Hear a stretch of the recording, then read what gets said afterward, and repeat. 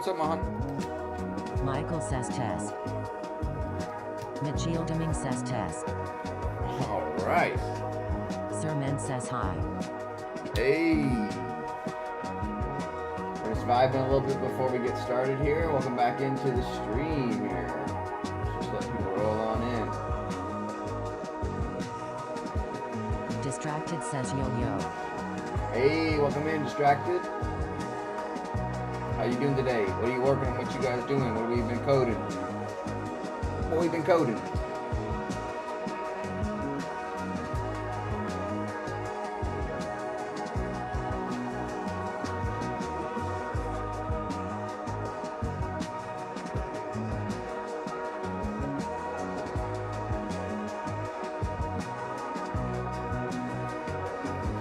Alrighty.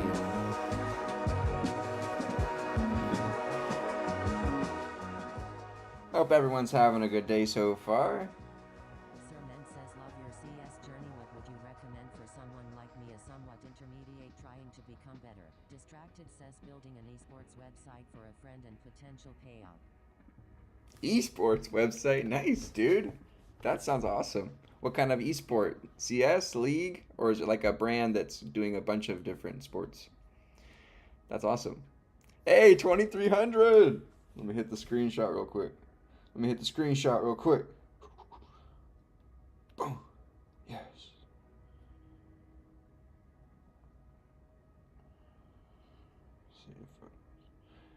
Yes, sir. We moving up in this world, boys. We moving up. Distracted says Apex Legends. Apex Legends, nice. Do you play that one, Distracted? I used to play that one back in the day. I used to play the chick that had the little healer drone. I was the healer guy. I like to heal. That's who I would play. And all those kind of games, I usually play like a support character. Like in League, I started with support and then went into jungle. So kind of more support, but ish. Anyways, welcome back in, everybody. Welcome back to the stream. I hope you're having a wonderful day so far. We're back and we are teaching ourselves again some more computer science and programming here. We're building our SpectroSim project once again, just finalizing up some of the bits of the project, which is real cool. Yeah, and so what we can go ahead and do at this point in time is we need to, so my goal for today is I want to style this a little bit better, right? And then the thing is my original idea was, right, we get this, we get generate, and then we get the plot.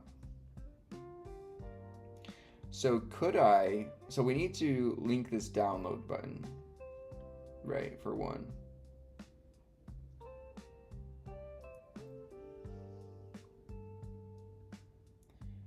Right, we need to link this download button. And then I just want to style this a little bit better. Canva, new stuff to learn. Canva. All right, so I want to increase the sizing of this, but so what I wanted to have on this page was the ability for users to create their own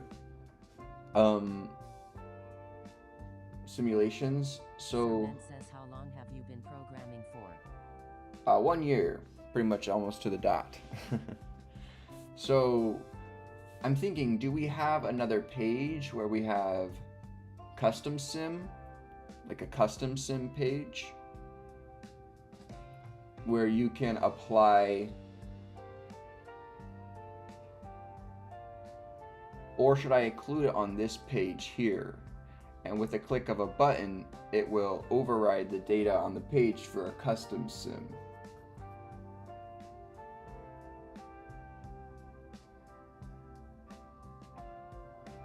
Oh boy, that sounds difficult.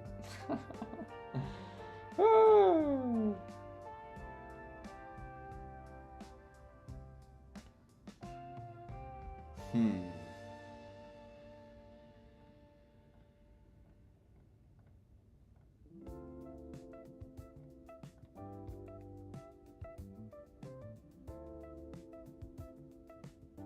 Hmm. Curious. 1 second.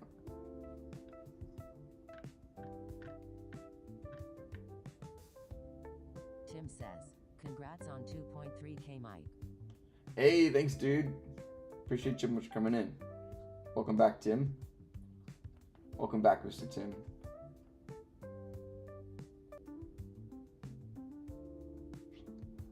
Mohan says, can you do transition of left to right for graph?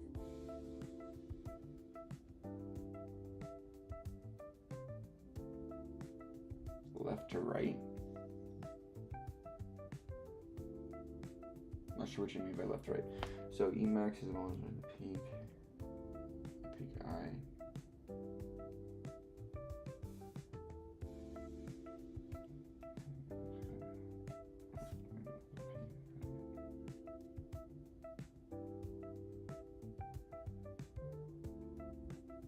Multiple peaks.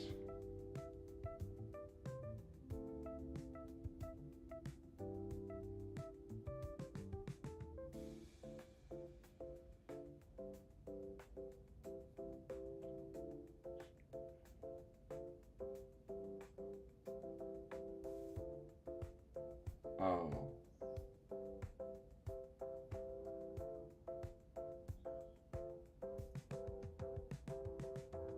Mohan says showing up from left to right like it's loading from 0 to.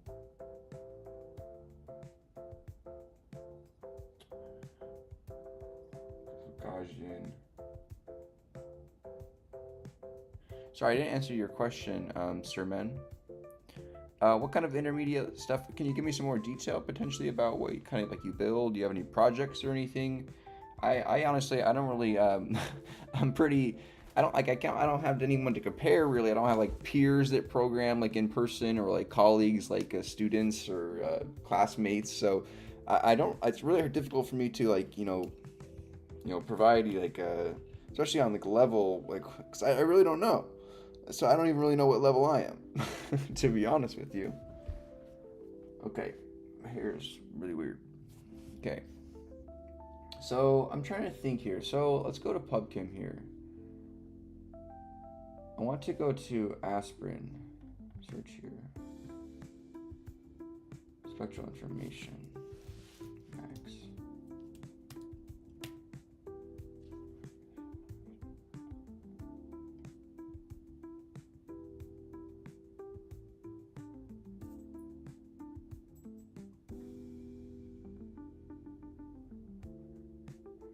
Then what if I go to caffeine?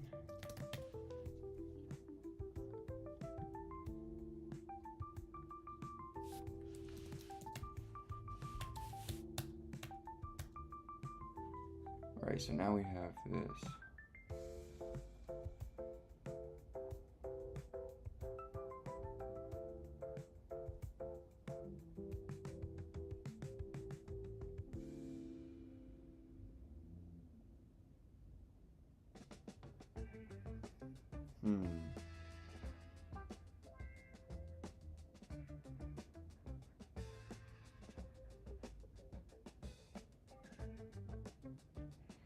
So I want to.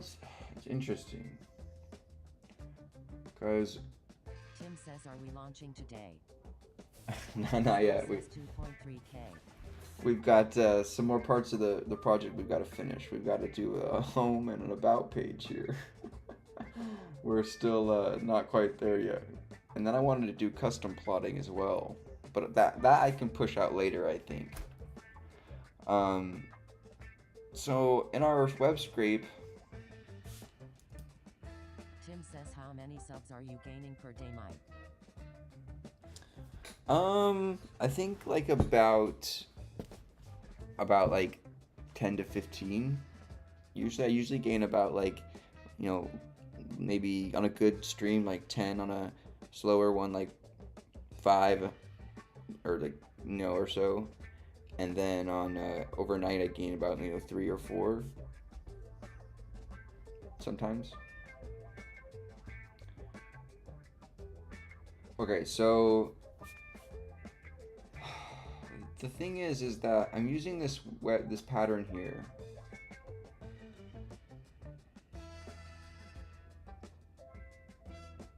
Right? But my stuff continues on.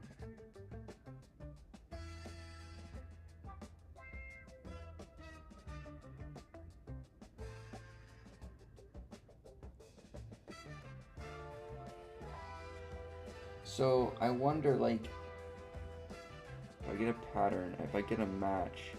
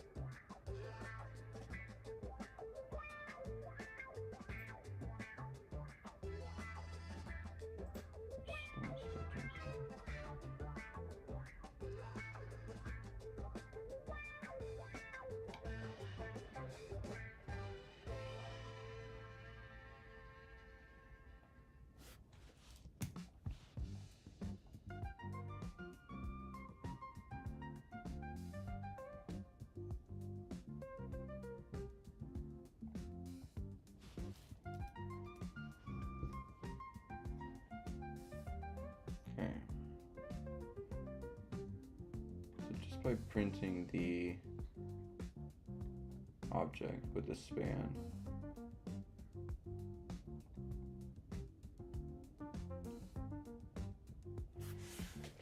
I wonder, like, this might not be the best way of doing this, but let's think.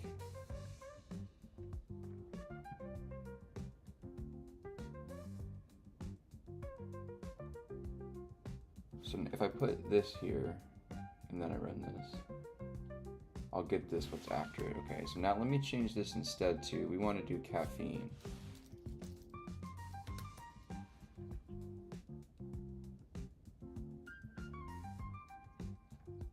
Big Task says hi, how is everything and everyone? How you doing, man? Welcome in. Appreciate you for coming in again.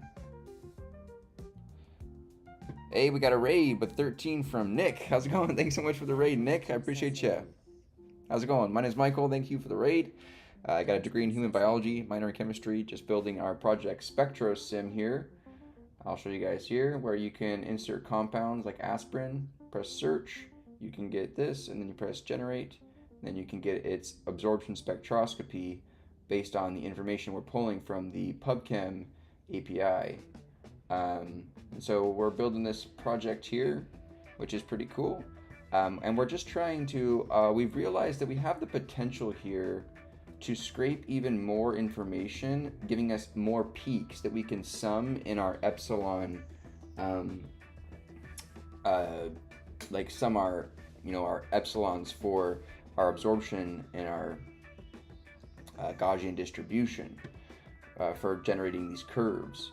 So I'm trying to figure out how we can evaluate, because some of them have it and some of them don't. So how can we evaluate? Okay, how can we continue to go on? Because let me duplicate this, and then let me go to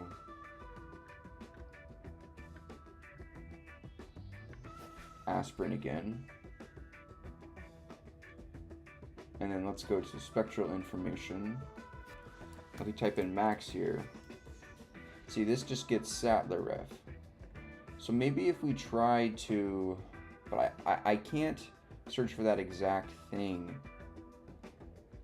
Big Task says, I heard that biochemists are not allowed to learn a programming language since they already have a good career.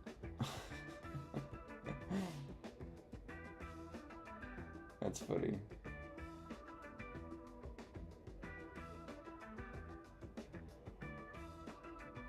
That is funny.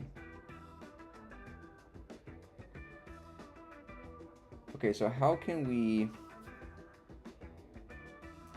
use our regular expression then? Whoops. Where are we? Here. Right, so how can we increase the length of the match, right? So can I... Task says low. So if we go match dot... So if we... So right, if this prints out a span, so if I say span, what does the span element give me?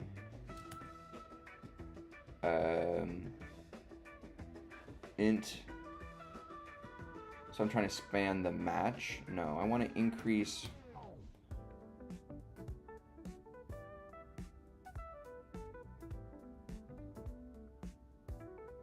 This returns a match object.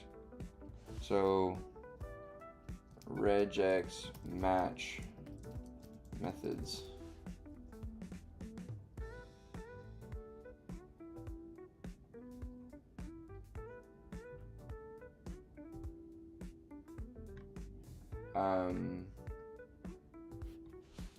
Increasing the span post return.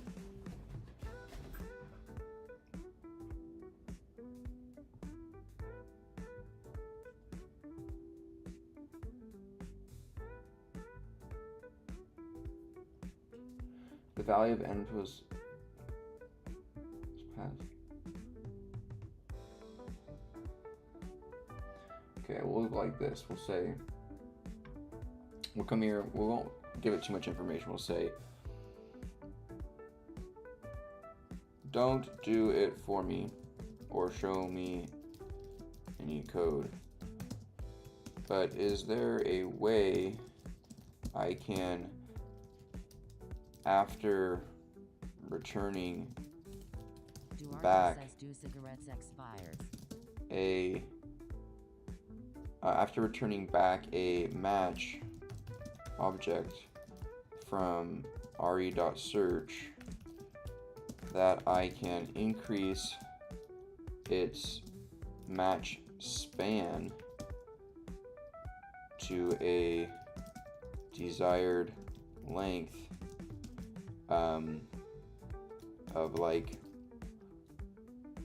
100 chars. This way I can try to get out more peaks from our web scrape on Absorb Spectrum.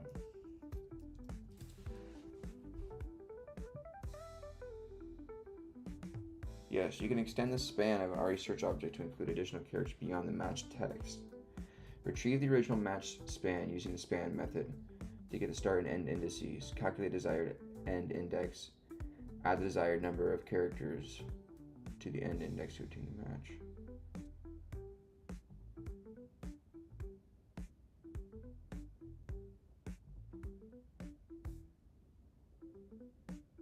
Extract the extended text using slicing.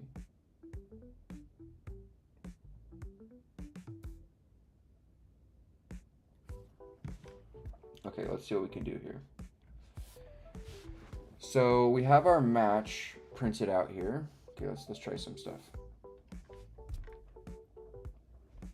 Hopefully by the end of today we can get this done. This might take a little bit. Okay, so we have our match that we're printing out. So if I instead print out match.span,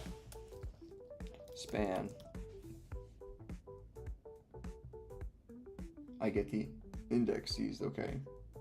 So then calculate the desired index.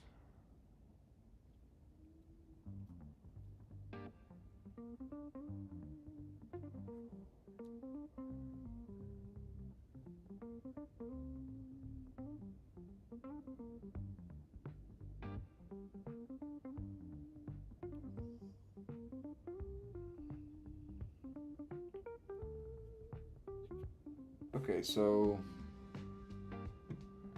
we found a match. If match,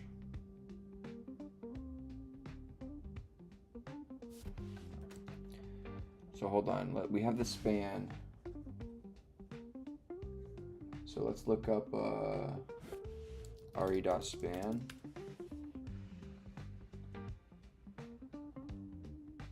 Returns a tuple containing starting and indexing the match string if the group did not contribute to the match returns -1.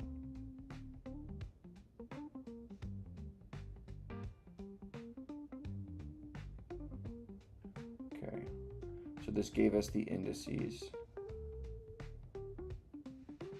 So then we're going to say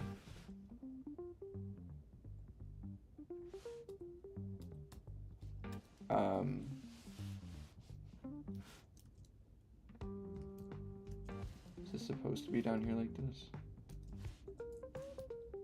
No. Okay, so if we instead say after we get the match.span, it's supposed to say if match, right, we're going to say match.span. We're going to go into that index of 1. We're going to match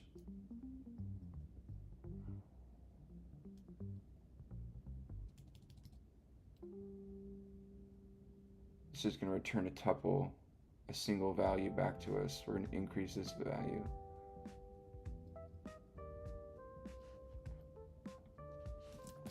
Plus equals 100 characters. Let's do, yeah. So we'll. Anirudh says, yo Michael, long time no see. How's it going, dude? Yeah, welcome back in. I appreciate you for joining me. Welcome in, dude. Welcome, welcome, welcome. Okay, so let's look on Twitch. Let's see if we got any announcements or something, whatever. It always does that when I go over to the Twitch. Come on.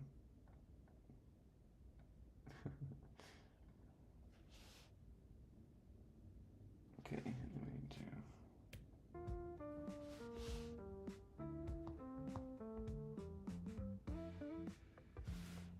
hey, thanks for the follow.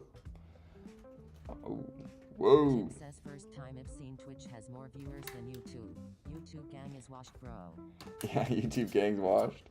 Should we just hang up the, throw in the towel, hang up the gloves? Okay, so we're gonna increase that value by 100 and then set. So this is gonna be extended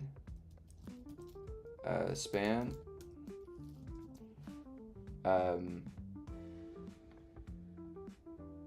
So what if we can I unpack this? So I'll say start span. Says, yep, I agree, Tim.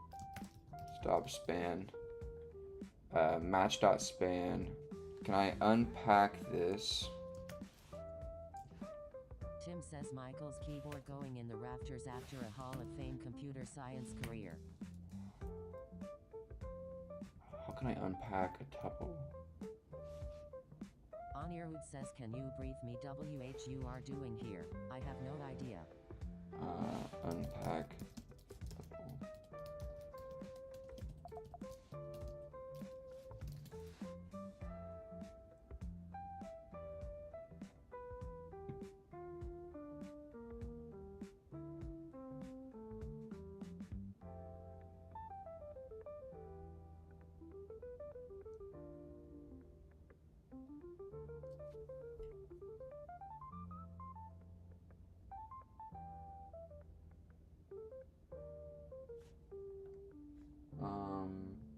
Eduardo says he is building a SpectroSimulator.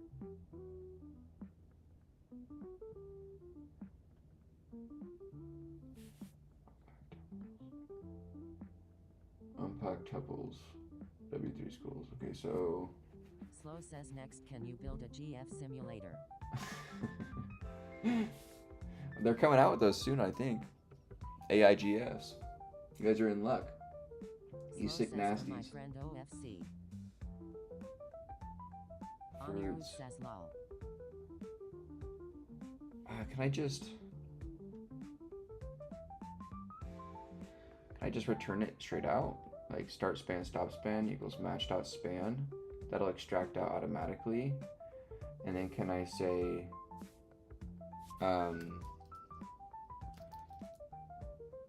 stop span plus equals 100? Or we don't even really need this here. So then how can I go back into, okay, so I'll go here and go into, let's do this.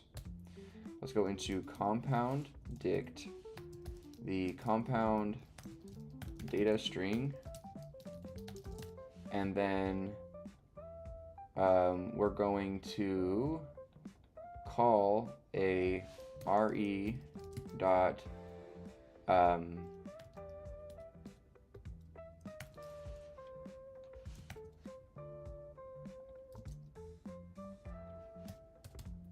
re dot find, is it find iter?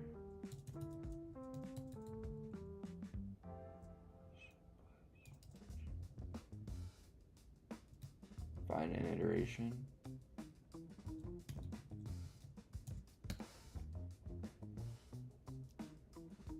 Return an iteration over all non-overlapping matches of a string. For each match, the iterator returns a match object.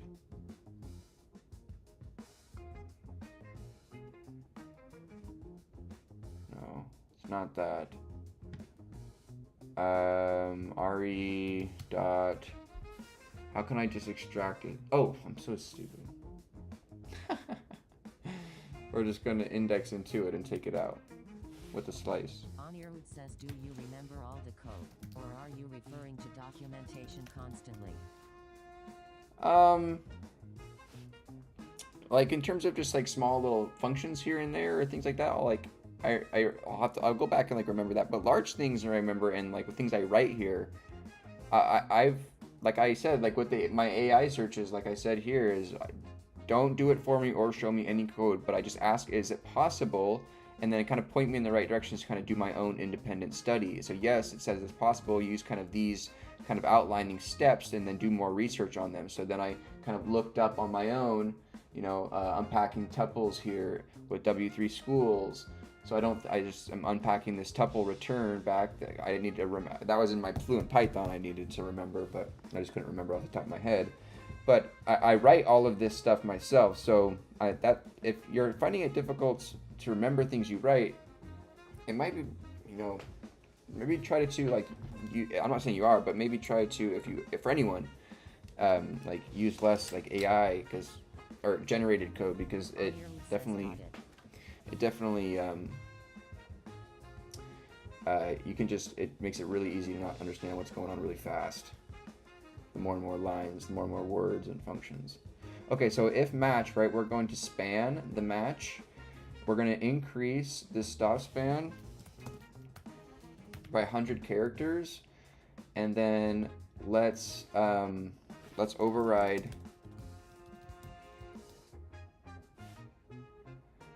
So this is going to give us a string, right?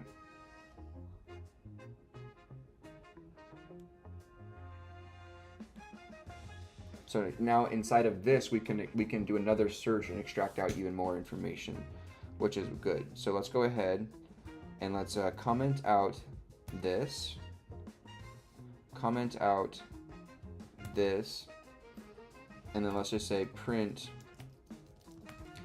the return here of new match string, right? It's no longer a match object. Or modified match string. So now if we print this value,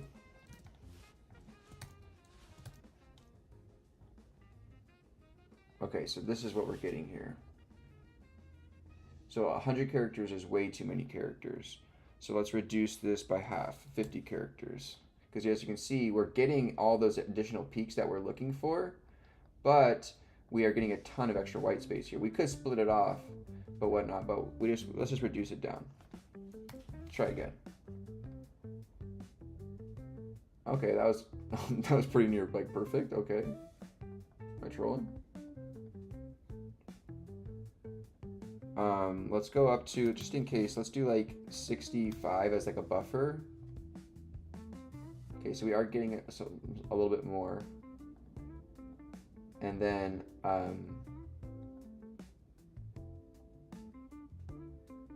let's maybe do like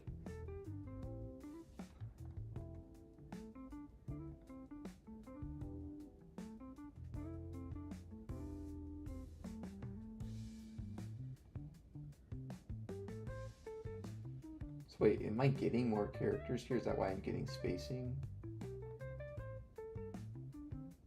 Oh, I don't need to go 65 characters beyond.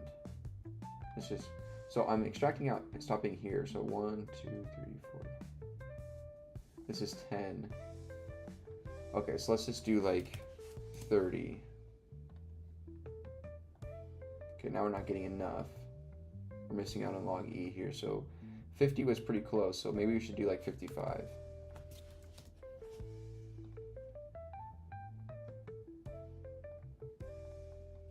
Okay.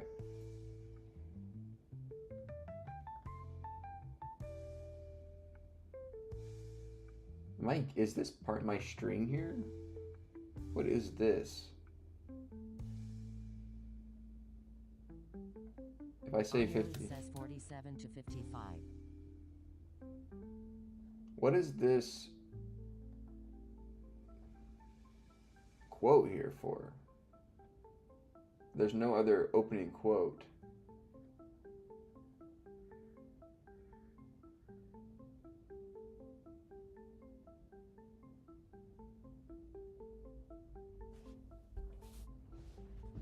There's no opening quote.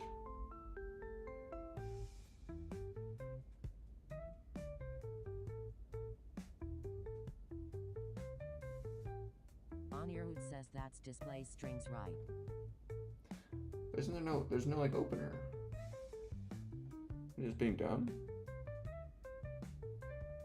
Why is there a closing quote here?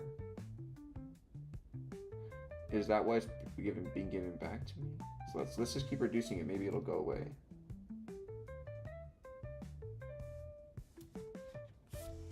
Maybe it's a part of the string. Okay, so that's still getting it all. Let's go. I mean, 30 took it all the way down, so let's do 35. Okay, yeah, so it's a part of the string. So maybe until I hit a quotation mark, that's the end of the string. So maybe let's go like this.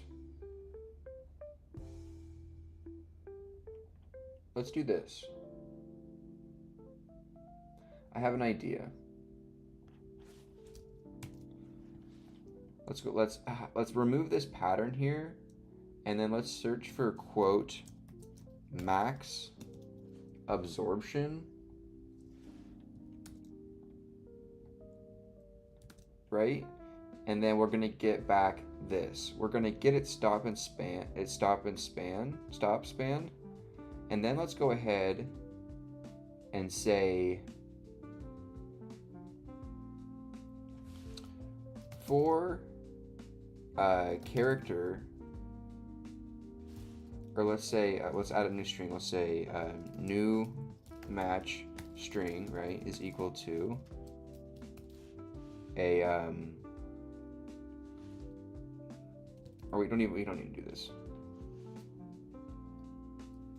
Wait.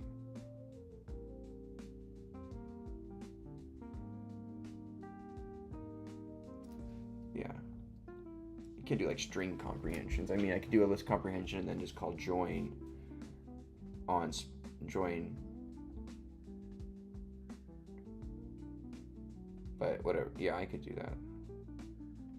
So let's go do new string match is equal new match string. We'll say match string match updated. We'll say stir is equal to a the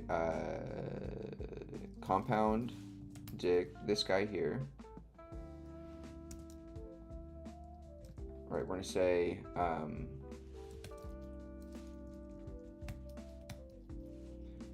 from start span to the end, right? So we'll slice from start span on, and then we'll say we'll go like this. We'll make a list comprehension here. And we'll say char for char.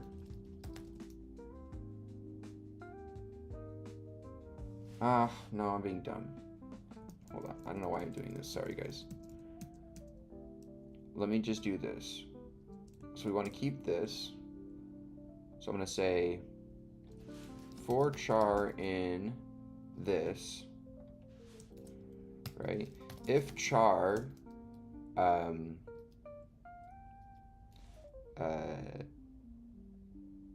if char is equal to a literal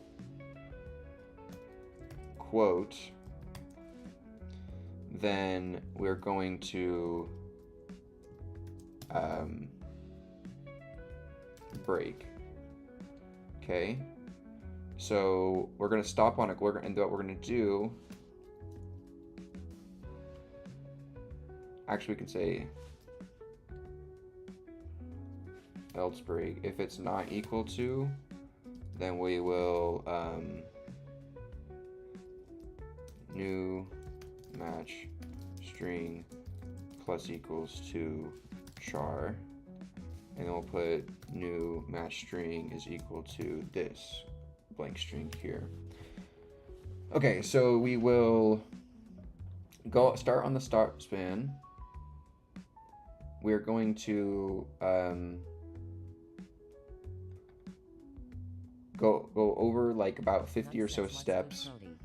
What do you guys think about this? Rather than just trying to guess a certain number, right? We'll just go until we find a literal quote that is a kind of our delimiter here, right? So if I go to my pubchem,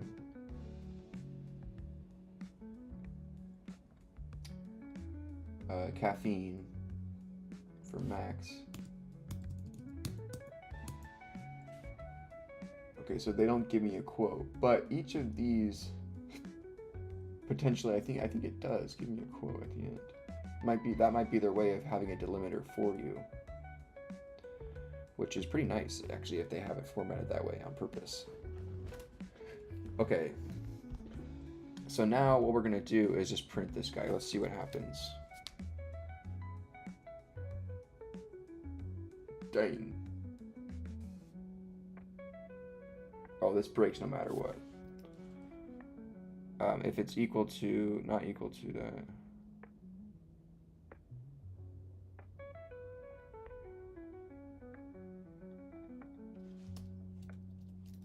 An else here.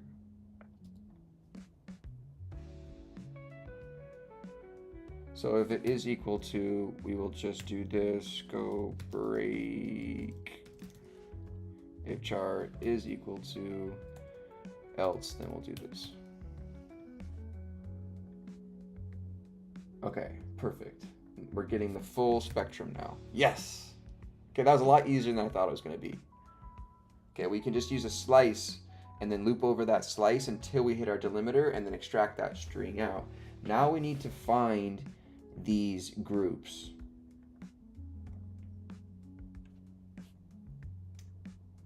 So what we're going to do is use a regular expression here now to search over our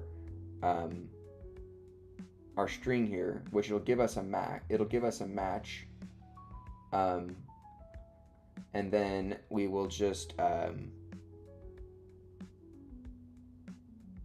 we'll find groupings of this, right? Interesting. So how can we parse out?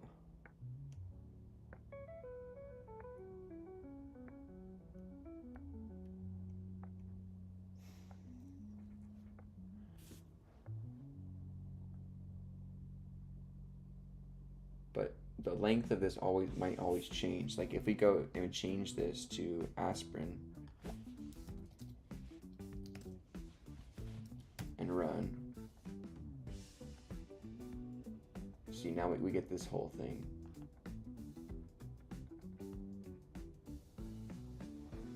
So we need to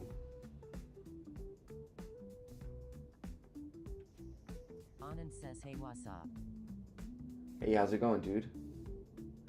Okay, well, we could actually, this is not that hard. We can loop over this and return all the matches of int some 2 characters, this log e, this int of some amount, and then as many as those as we find. Okay, that's good. Okay, we can do that. Okay, so right now we're extracting out multiple peak data rather than just a singular one as we were doing before. So, and then we're gonna adjust our epsilons to sum rather, so we can plot them all together. Okay, so we have our new string match here. What I'm gonna do is I'm gonna take this pattern, I'm going to undo it. So max absorption equals to some group here.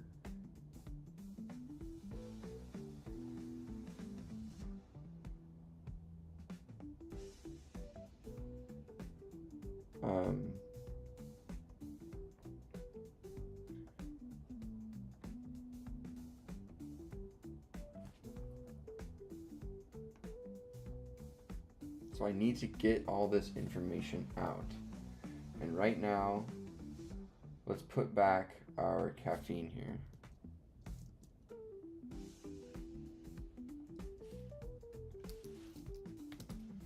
Right? So I need to parse now this guy, but find all the groupings for these specific sections, right?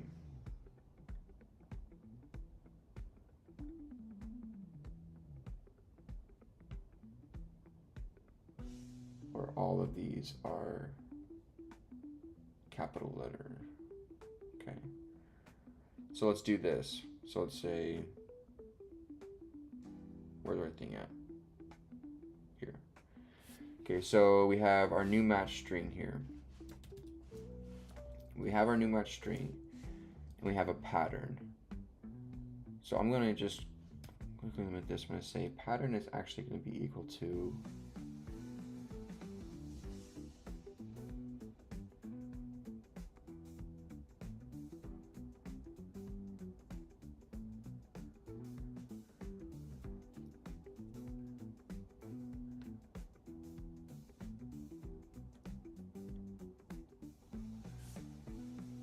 okay, so let's just say that, let's make a pattern here for, let's make some variables here. So solvent pattern is equal to a raw string, I'm also working on my own full stack project. where we're going to Centralized go patient management system for hospitals using RFID tags for faster updates will adopt microservices architecture to communicate BW services.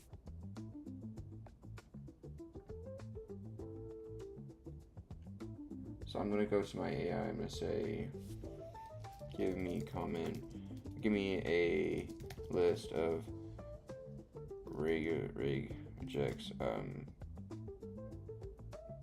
raw string fillers.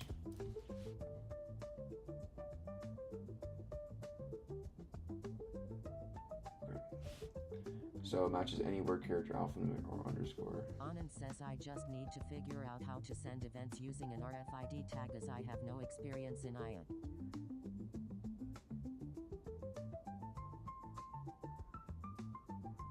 Matches 0 or more currency. Any word character. So we want to do any word character 1 or more times. Right? So let's see if we can now find this pattern. Says microservices sounds like a headache for just a solo project.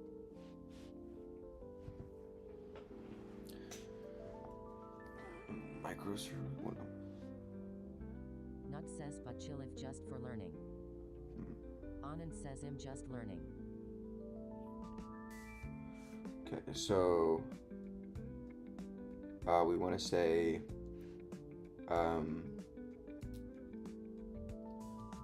I'll say solvent is equal to re.search for solvent pattern, and then we're going to on the new match string. So then let's go here and let's print solvent. Do we get it? Yes. Okay, so we get the solvent match. Okay, so we're getting that one. So now let's try to extract out all of our groups of, let's do a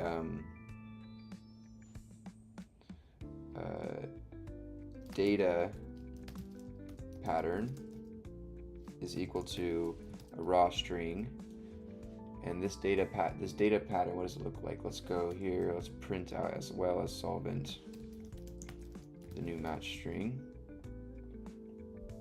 Okay, so a data pattern is a is a space, any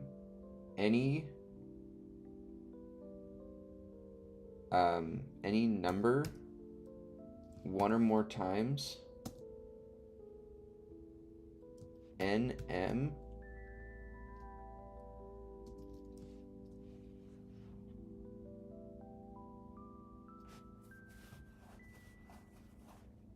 let's actually we'll say any word 2 times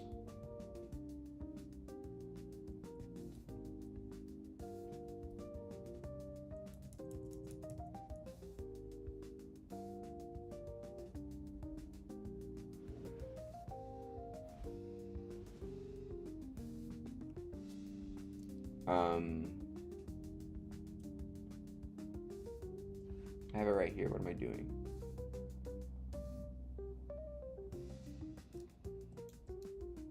I already wrote it. Goofball. Okay, so any digit word character is data pattern. So let's do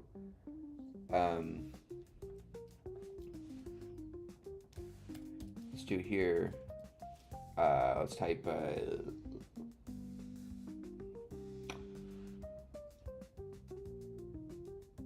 okay, so then we're going to say, what do I want to call this? This is going to be data matches is equal to re.findAll given the pattern of data pattern and the new match string. Now let's also go ahead and print data matches along with the new match string.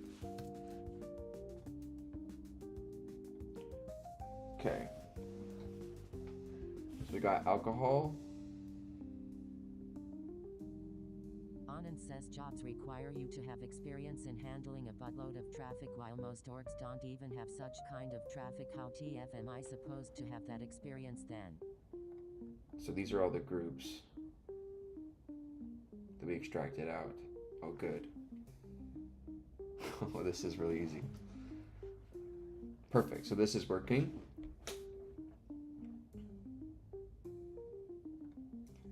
Oh, this is so easy. Let's go. That's it. That's it. We just did it. Okay, cool. So now what we'll do is we have to go like this. So we need to restructure our compound dict here. So we're going to say compound dict solvent is equal to says, yeah, fair, LOL, I won't expect entry-level devs to have any solvent. experience with that. Jobs require you to have experience in handling a buttload of traffic while most orgs don't even have such kind of traffic. Okay, so we'll set that equal to solvent. We'll then set, so right now our compound dict looks like this. Cache. No, not here, sorry, here. So we have right, solvent and all this stuff down that we're giving it. So rather than having lambda max, we need to give it a dictionary 2025 or a key. Okay, this is not that hard. Okay, let's give this a key then of absorb. Anand says, Mike just had one of those moments. Absorb spectro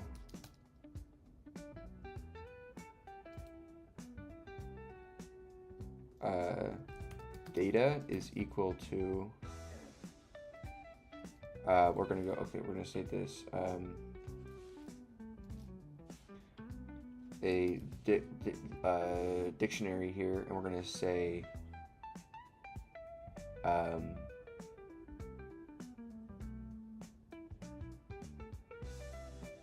we don't even need this, we'll do this.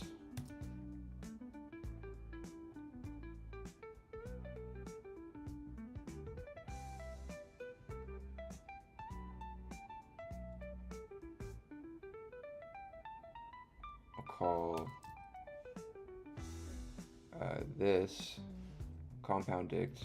Stay with me here, you guys. We'll go here. We'll make a new key here. We'll set it equal to a dict comprehension. We're going to say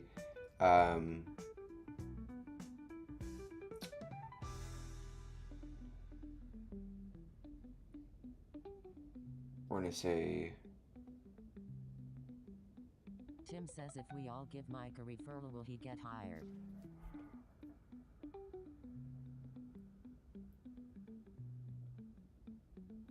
So this is printing out a list of tuples, which are strings.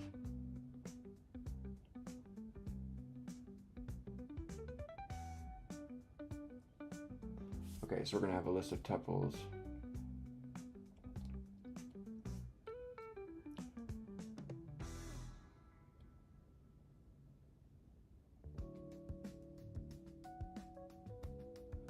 So maybe rather than a list of tuples, could I instead convert that list of tuples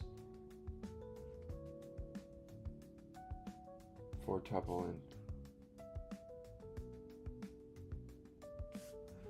could I do this? Let's go like this.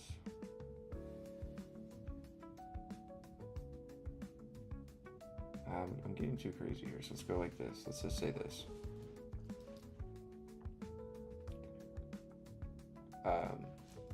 For tuple in data matches, we're going to have a absorb spectro data dictionary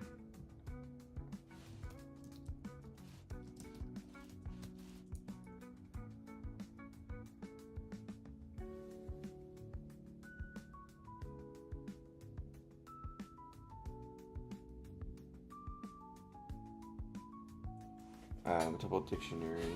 We're going to say for tuple in data matches, we're going to say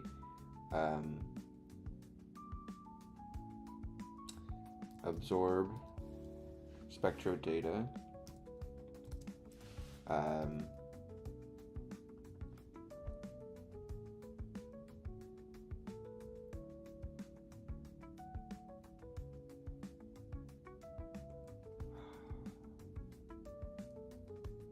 how do I want to structure this? A dictionary with dictionaries inside? That just seems really dumb.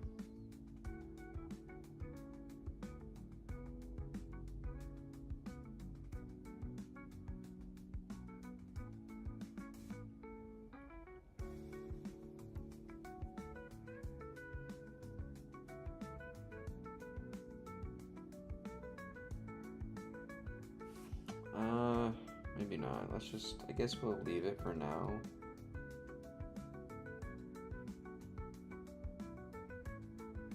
So if I set it to solvent, then absorption spectral data becomes a list of tuples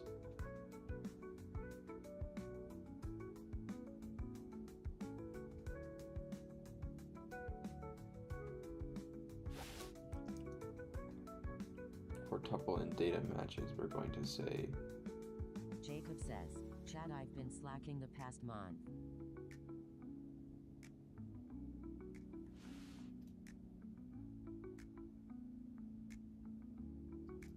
we'll say absorption. Jacob says, gotta lock TF in. For tuple,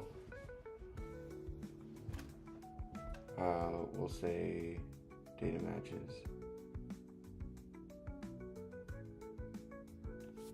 Dot. If we can say enumerate here on data matches and say for I index and tuple and data match, we're going to say I plus 1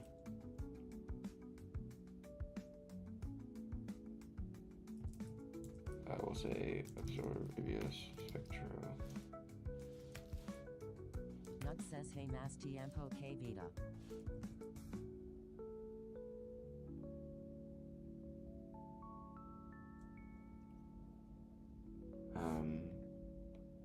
So like I say, can I turn this all into a string? We'll say I plus 1.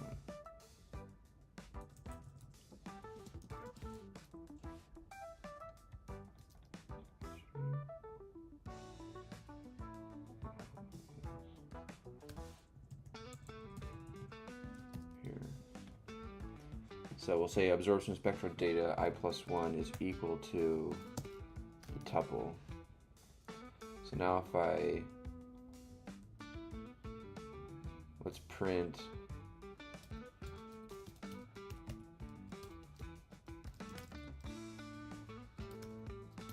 this.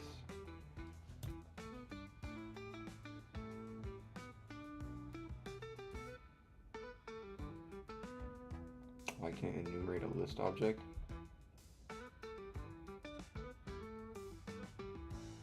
Okay, I'll just say for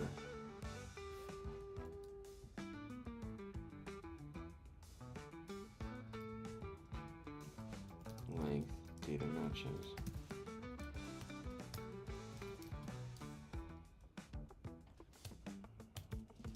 And length of data matches. We're going to say loop over data matches, access data matches, add index by.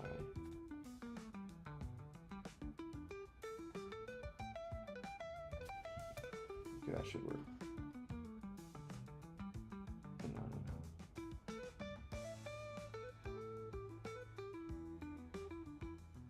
Anand says, yo, drop the music playlist link. It's just the Luna Lounge on YouTube. I think it's AI music, to be honest. Tim says, Mike, what music is this? Please, I want to be like Mike. Yeah, it's just the Luna Lounge.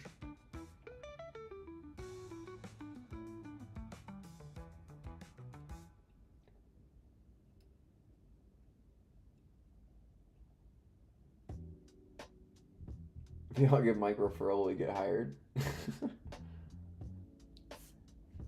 Let's test it out. Okay, my data matches is an int object.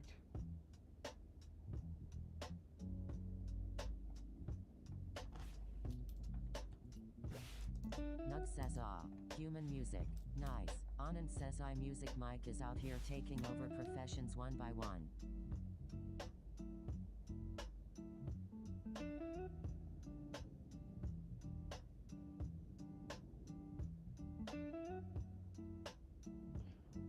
This is a list, no?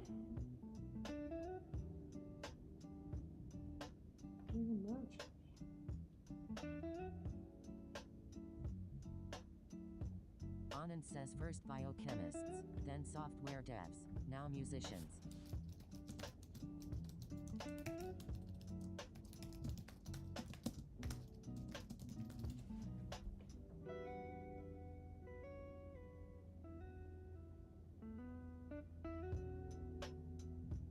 Tim says are musicians going to be unemployed, Mike?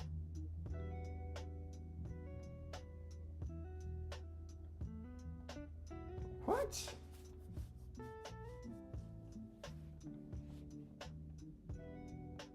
Print data matches.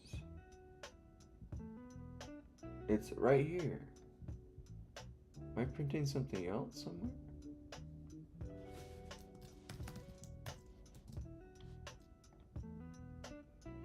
Yo! What? Am I trolling? Anybody want to tell me what's going on here? Why can I not take a length of a list?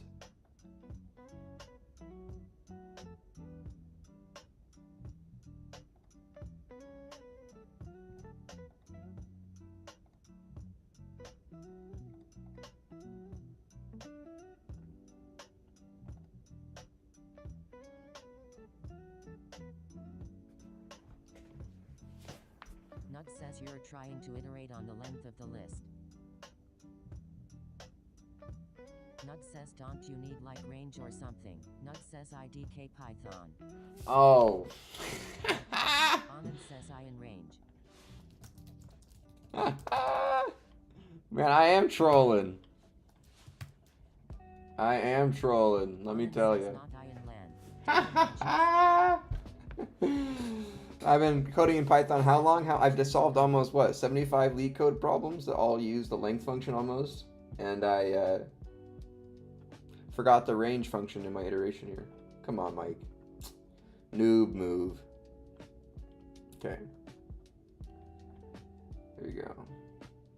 So now we're getting a list of absorption picture 1, 2, and 3.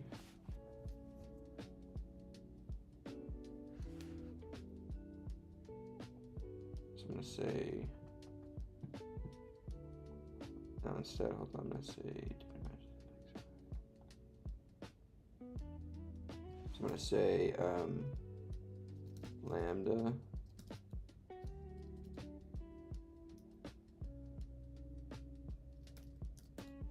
max and eps max is equal to index of I. We just save predict of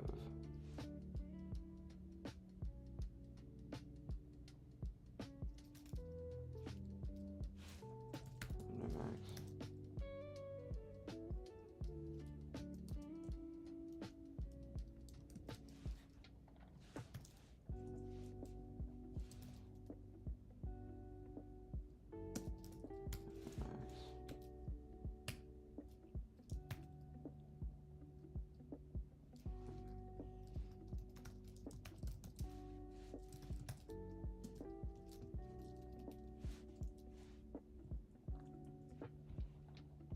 Anand says been there, don't worry.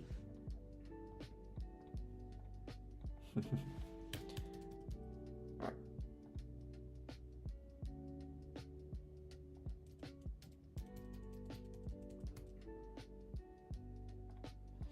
Okay, now let's see what that looks like. Okay, absorption spectra 1.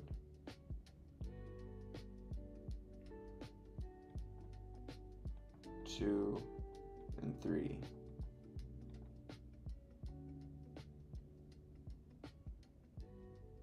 So then let's maybe instead, maybe I don't need to do, this is kind of overkill for having a dict and a dict, so let's instead,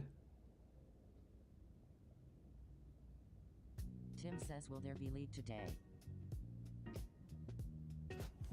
probably not. Sorry. Build a project. So let's instead say,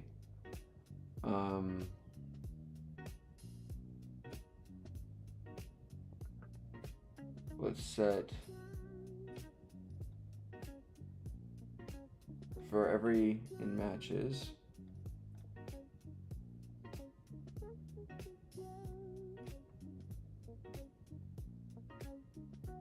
get the epsilon out of there.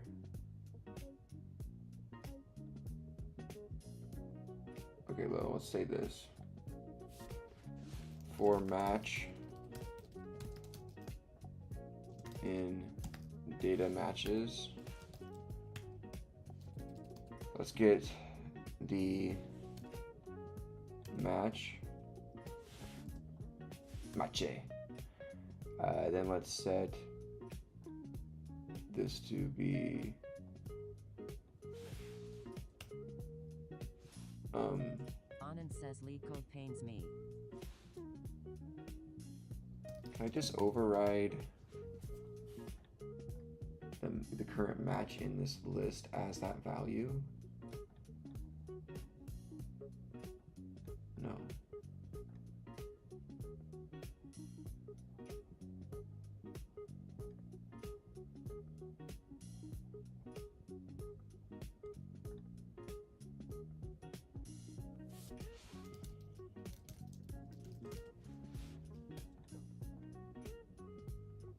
I guess we will say for I.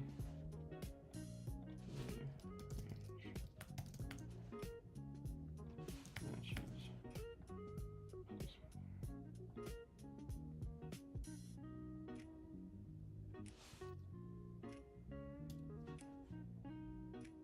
I'll say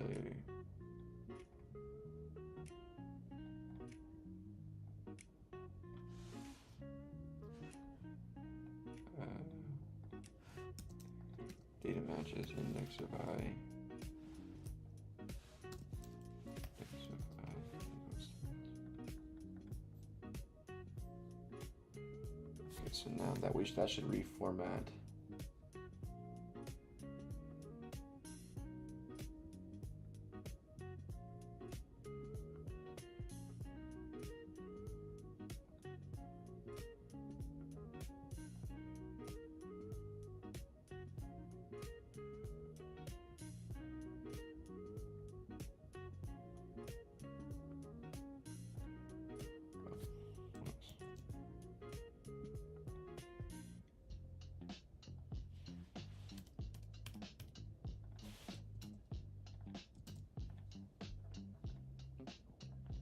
There we go. So now we just have data matches here. So then I'll save this as data matches. Okay, so then I don't need to save this. This is what I'm doing, so what I'll do is I'll just keep that like that. But then we will delete the compound data string and return compound data. Love me some lead. Okay, so now what I need to do is go to my main function here where I'm calling these.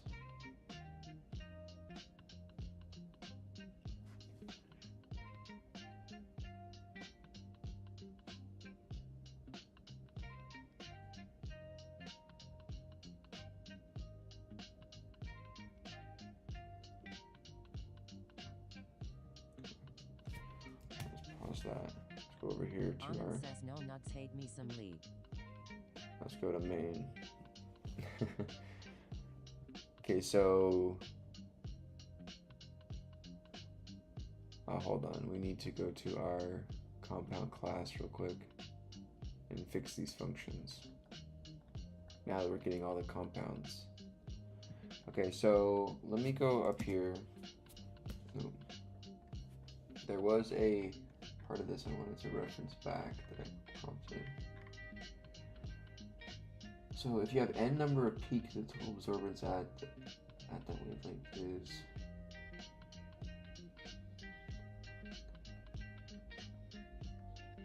wavelength minus max index.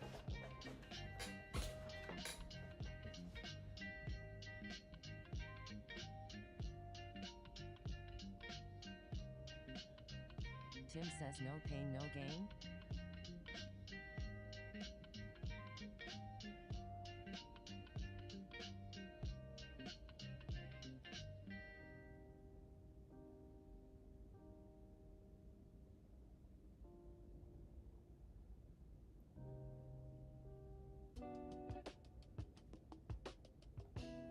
So hold on. So we're gonna get Gaussian distribution.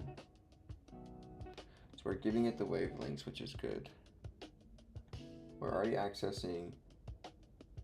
So this is not gonna have any more. This is not gonna have a lambda max, an epsilon max, a sigma.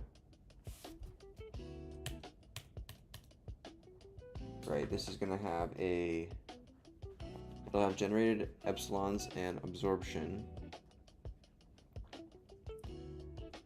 And then, but it's going to have a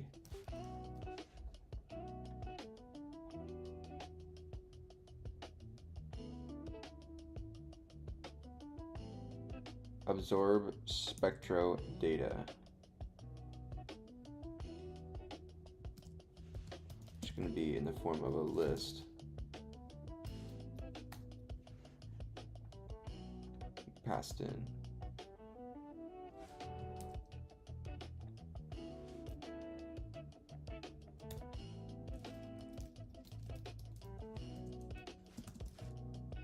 Absorb spectro data.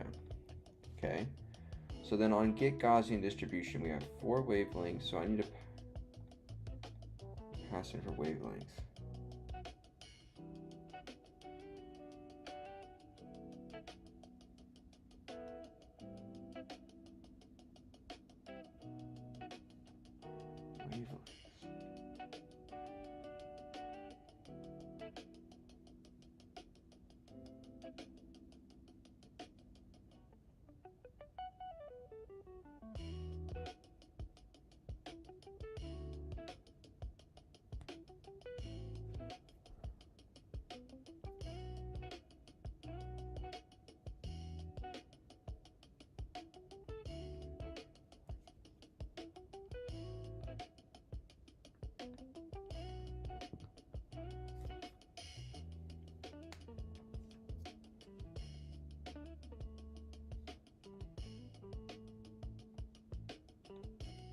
So what was I hard coding as sigma?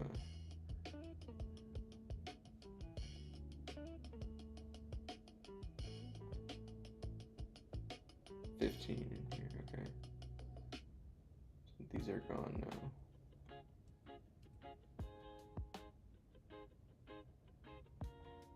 So we will have a sigma though.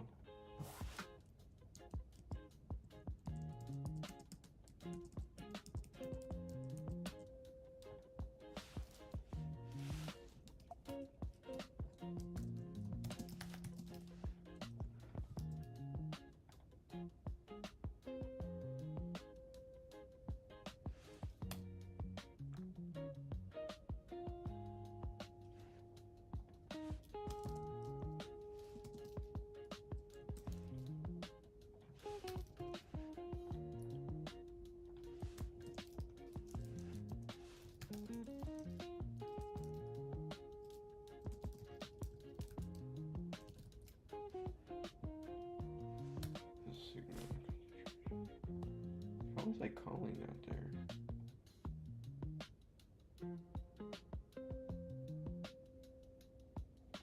Okay, so then if I say, so now for this, I need to sum. So the formula is the absorbance at a wavelength. So we're calculating right now, we're using delta epsilon max of that compound.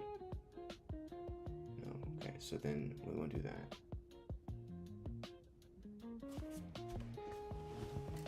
So let's like generate Gaussian distribution. So we're gonna say 4 wavelength in wavelengths.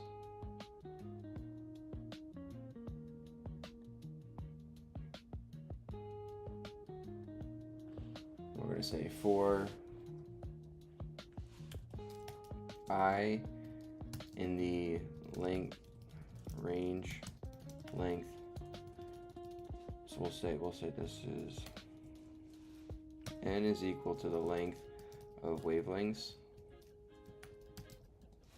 Right, I say for I in the range of n, I'm going to say we're going to loop over our wavelengths.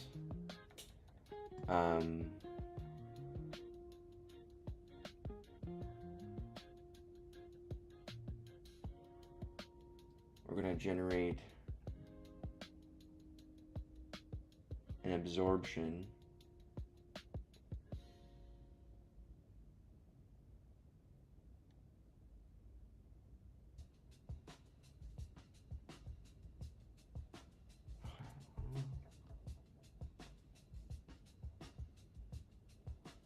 So we're currently doing the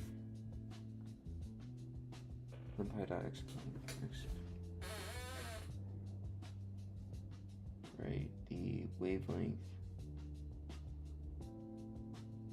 minus lambda max.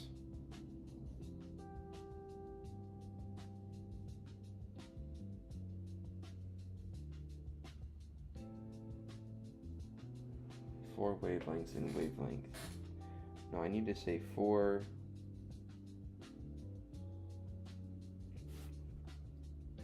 Let's say four.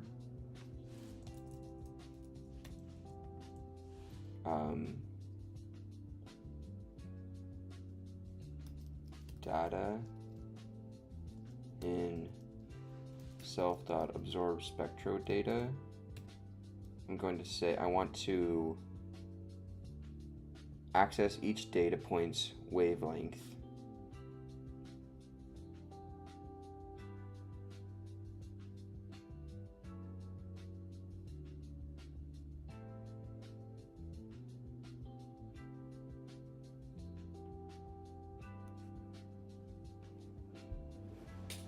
This is interesting. So for data in self.absorb spectro data,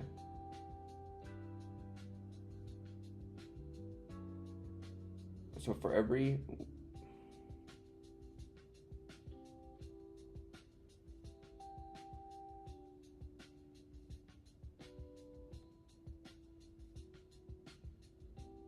what if I say, let's just do this. Let's try to maybe combine these functions. So I'll say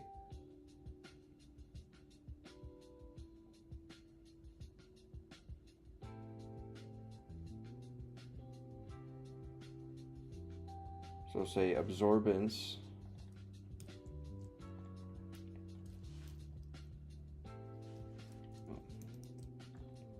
what if I say that the absorbance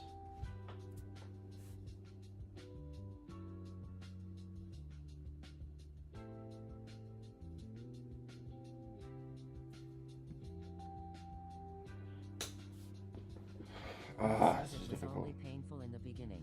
Once you get decent at it, it's fine. Okay, so let's do this. We need absorbance. Absorbance, right? That's how you spell absorbance? Yeah. Okay, so absorbance is going to be equal to a list of zeros times the length of the wavelengths passed in, right? We are going to say for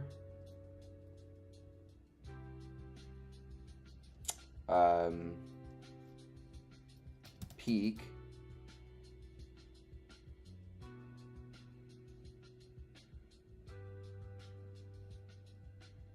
or say for data in self.absorb spectro data, right, we're going to generate an epsilon via this data epsilon max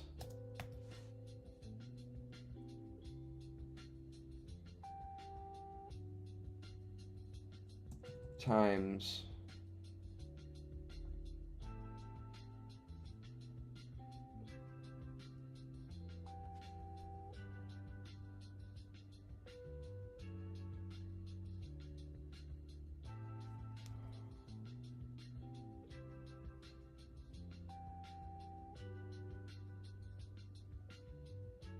so we need to generate a absorbance for each compound. Why is this so difficult? What am I trying to do here? So I'm trying to sum my absorptions across the board, right? So if we have generate Gaussian distribution given the wavelengths, the absorbance is equal to a blank array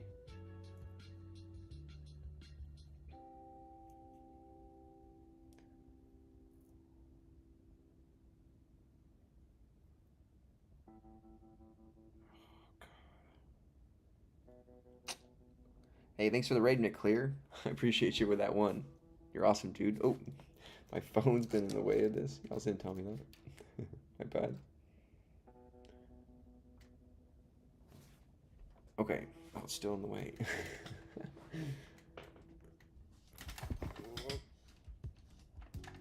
Raise this up, maybe. Yeah, that's better. There you go. Okay, so I need to generate peaks. Looking over at my formula here.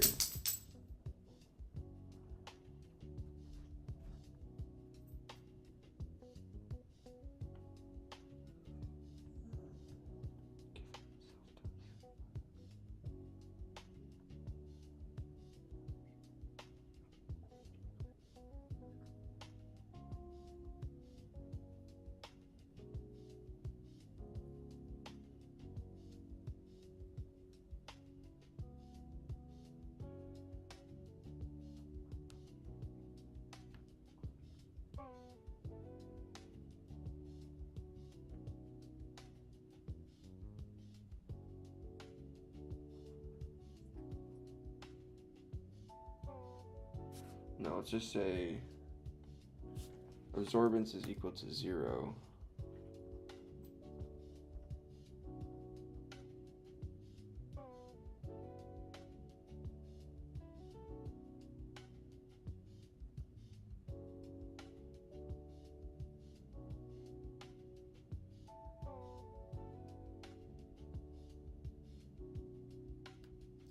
What? I'm so confused. The total absorbance at a wavelength is the sum of all of the at that specific wavelength. Okay, so we have to say for wavelength in wavelengths.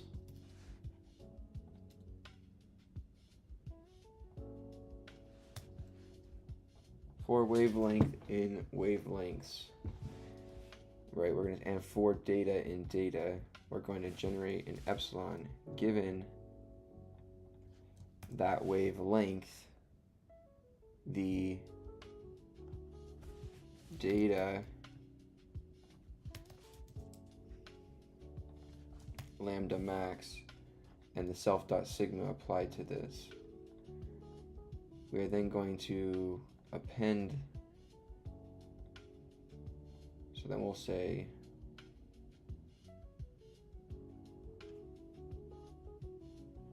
so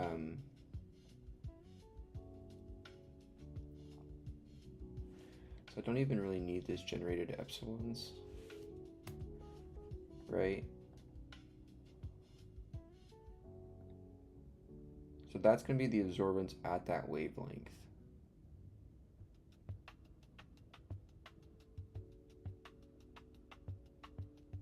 At that wavelength, so we're going to say here wavelength absorbance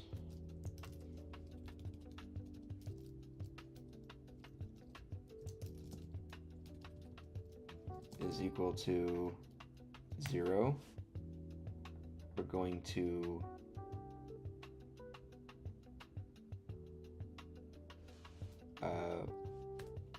wavelength absorb plus equals epsilon at this time.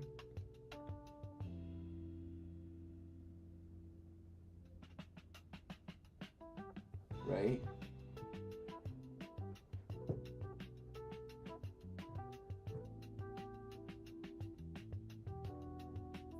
My absorbance is here's how much is.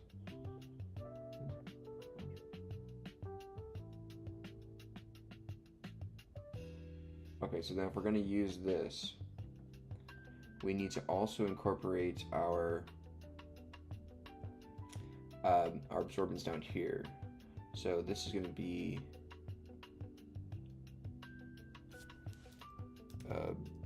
absorb, right, is equal to the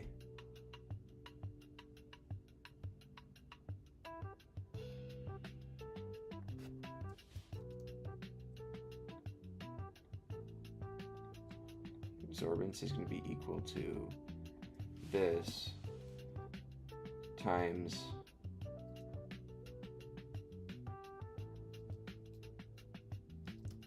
self dot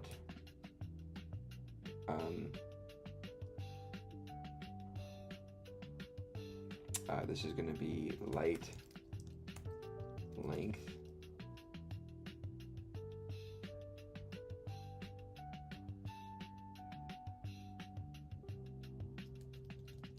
distance times self dot concentration.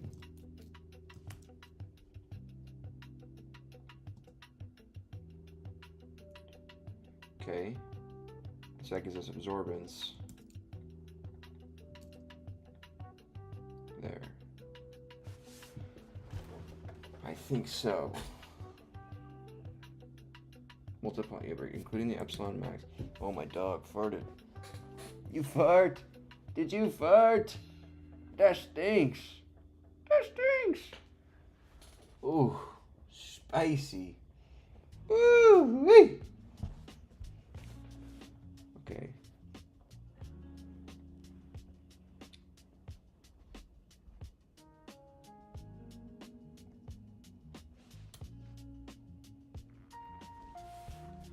Okay, so light distance times concentration times the epsilon, yeah, times this guy,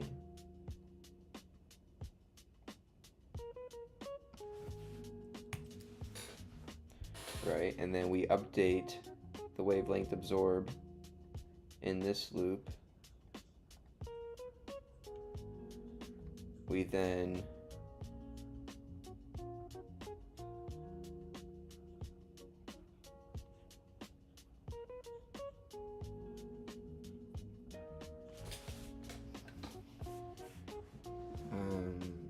for wavelength in wavelengths, right? We're setting the wavelength absorbance equal, and we're going into the data.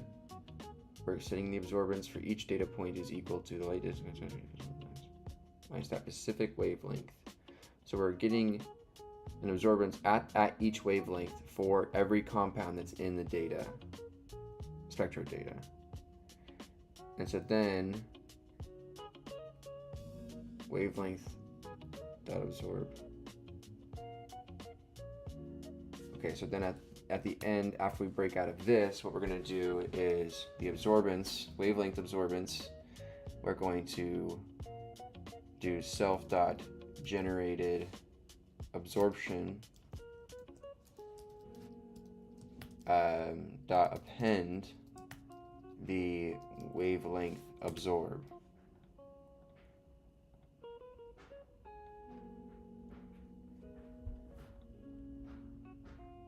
Kitty, stop scratching the couch.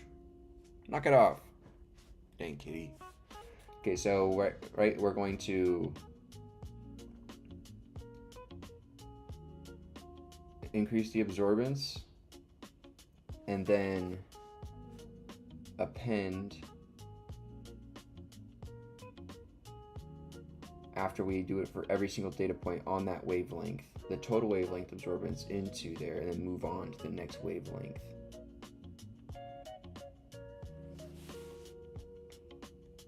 Okay, so then I don't even think we need this anymore, but we do need to add in a self.light distance.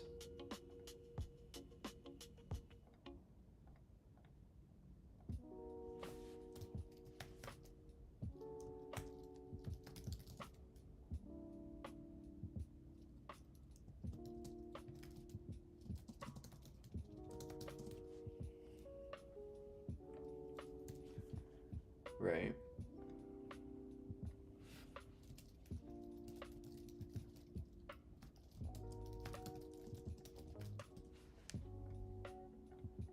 Okay. So now let's see what happens if we can test this.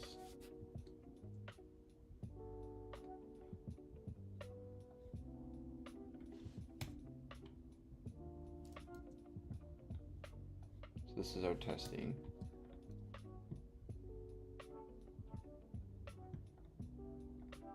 With open. Okay, let's go here really quickly, actually.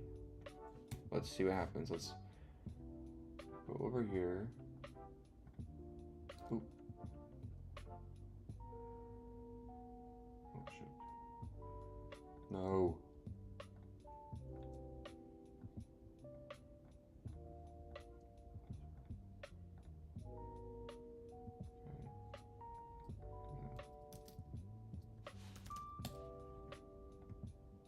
Okay.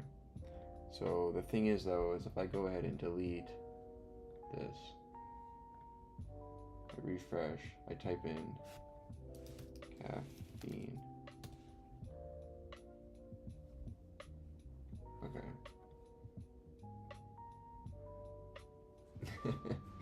Okay, we're getting our errors out here on the page. Okay, so in our main function here, we're doing this.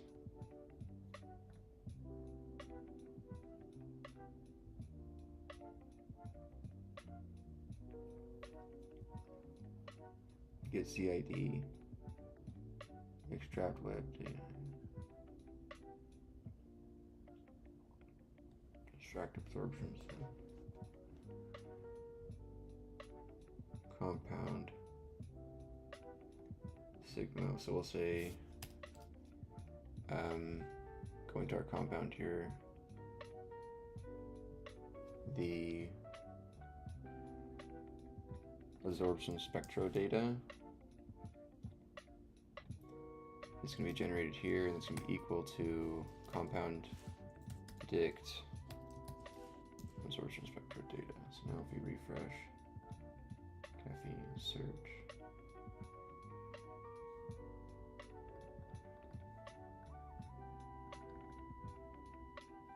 oh, I'm getting an error here.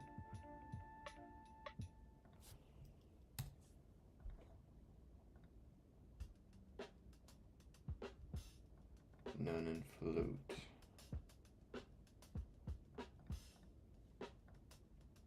Uh-oh.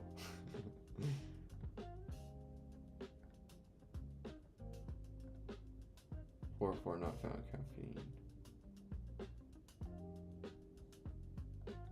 So here,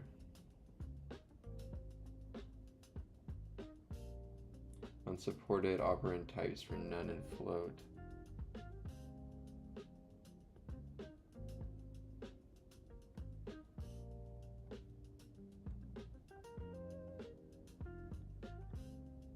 Concentration.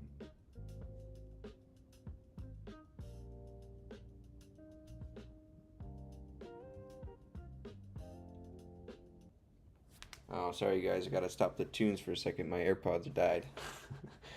We gotta stop it for like 5 or so minutes. My bad, you guys. My bad. Okay, so then why none type and float?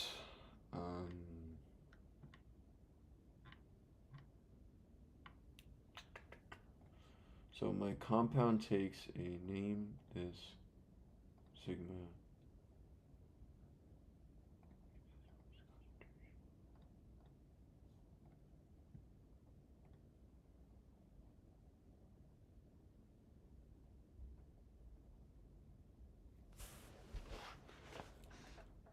Where is it trying to do this? So my main function again. Generate a compound. And then I'm going to delete this. Generate absorption compound dot wavelengths.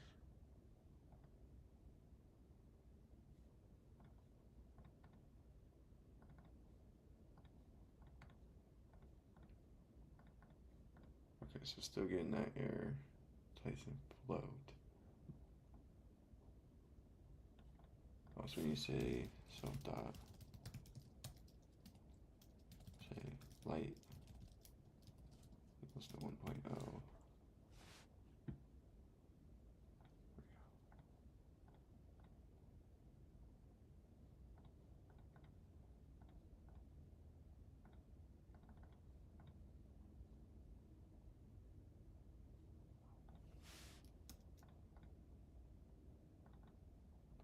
Cannot multiply sequence by non-int by time float.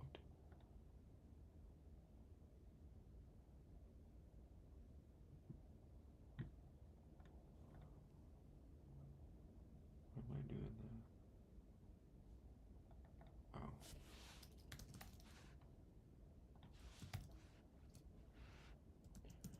Oh, hold on. I know what's happening. So let's go to my rep scraper.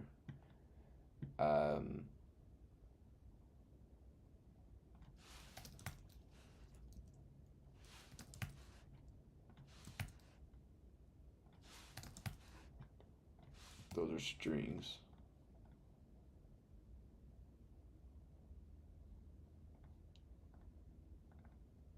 Invalid little int for base.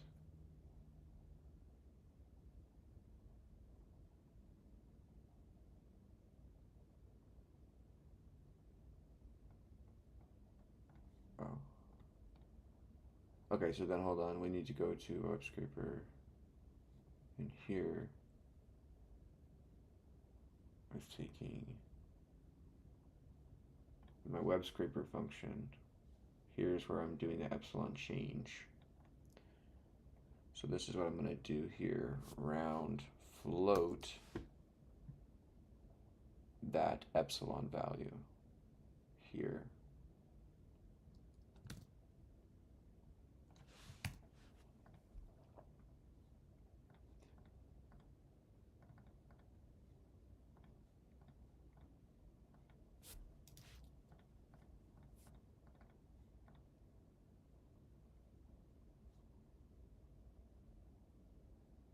Key error generated epsilons.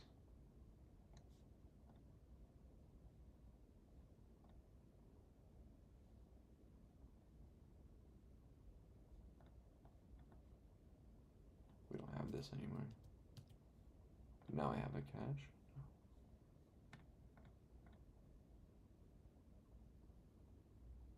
Object type match is not JSON serializable. I got my cache here.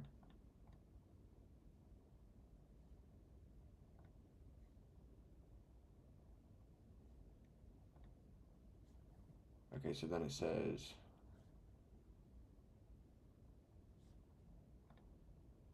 here, open, dump, content.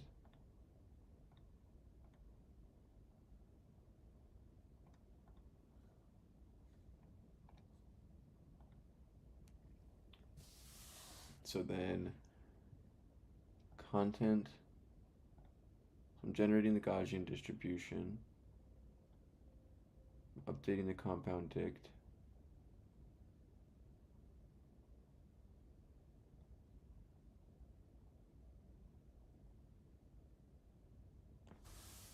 And then I am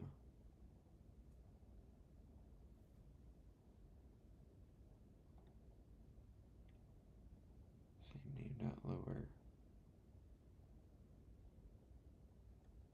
content, which is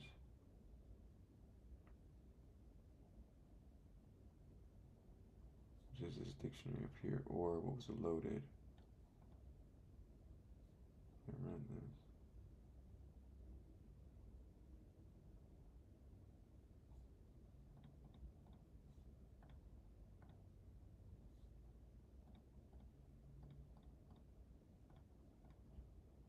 It's errors on the solvent.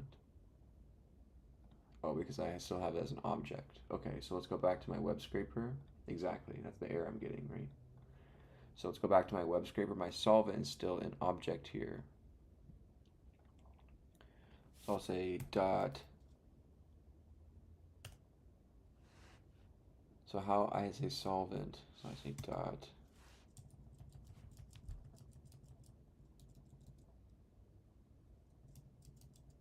So how can I say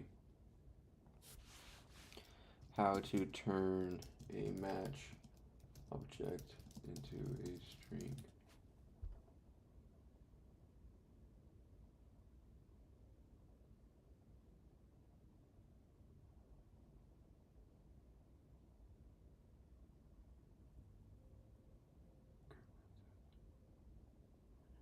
You can convert a match object into a string by using the group method.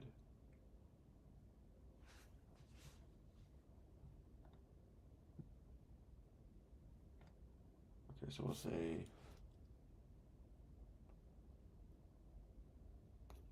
here, web scraper.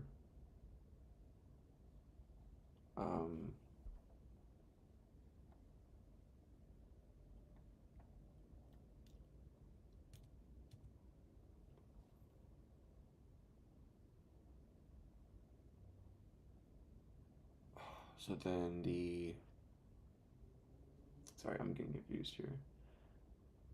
The solvent is right here, dot group.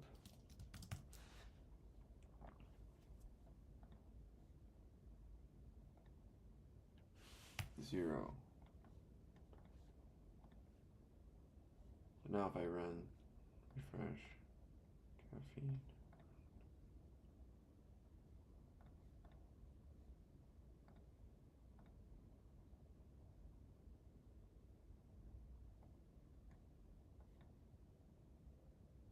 expecting a value.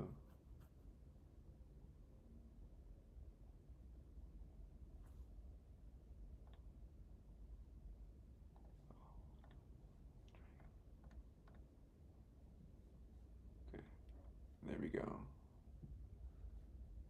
Okay, so now we have caffeine, its number, description, the solvent.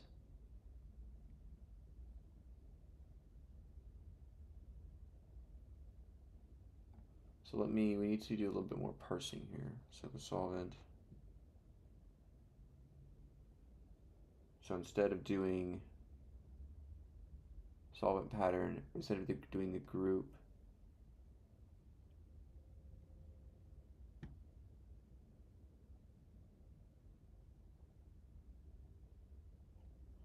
okay, so then let me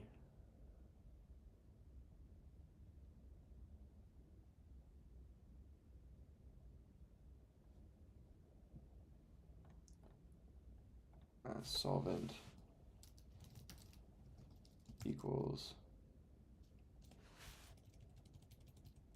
let me do slice of, let's take off the first, take off the last. Can I slice off both ends? This sequence, so string.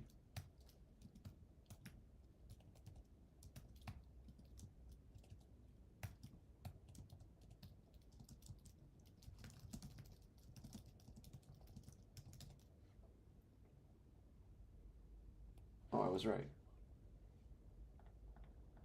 so now let's try this again. Let's do dot lower dot.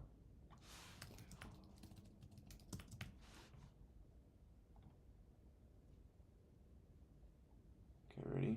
So let's delete this. Let's run caffeine.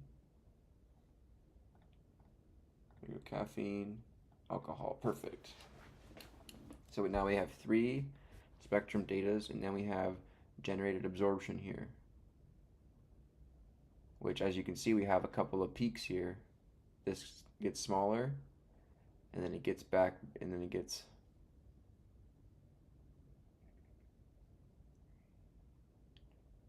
do we get bigger anywhere else? 1.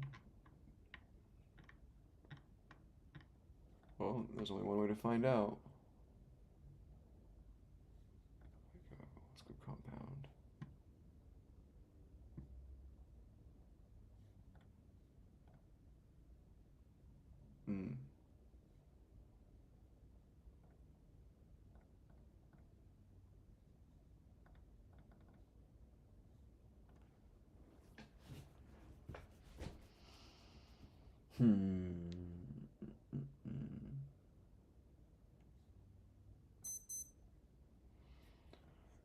So main here, calling compound.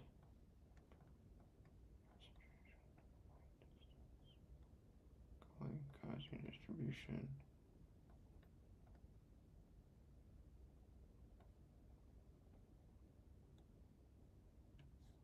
Okay, so I think it's got to be within here.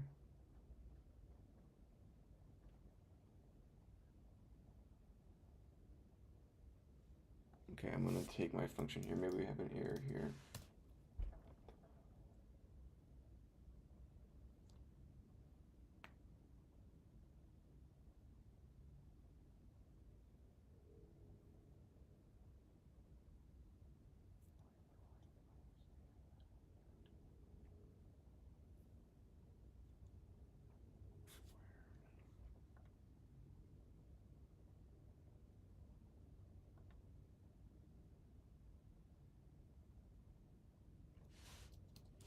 So this goes here squared.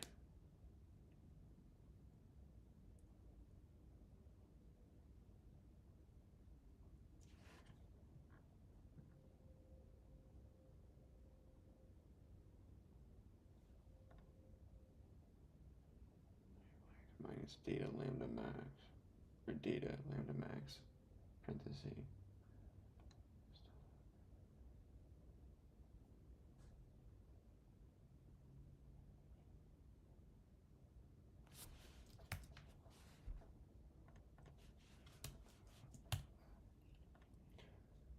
So we delete this.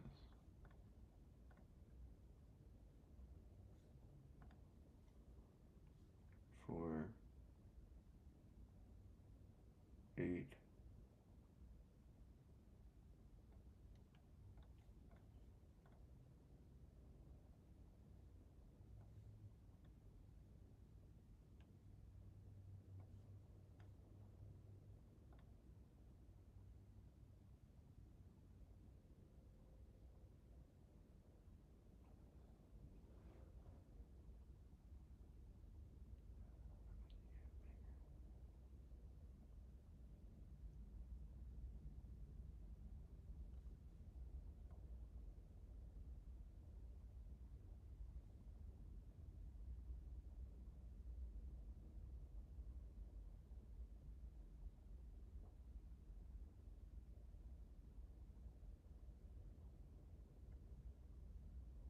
Huh.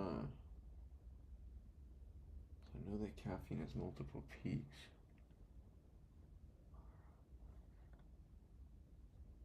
So let me go here. Let me go to my compound here. Now let's test it out. Are we generating it right at least? Let's go main.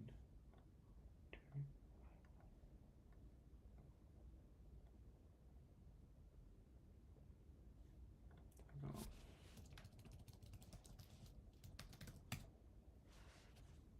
Generate.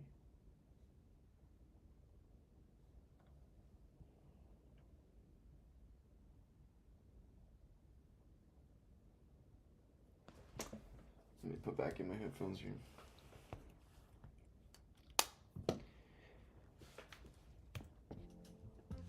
If you guys are new here, make sure sub along if you wouldn't mind. I appreciate you guys for joining me here. Thank you guys so much for hanging out. Okay, so interesting.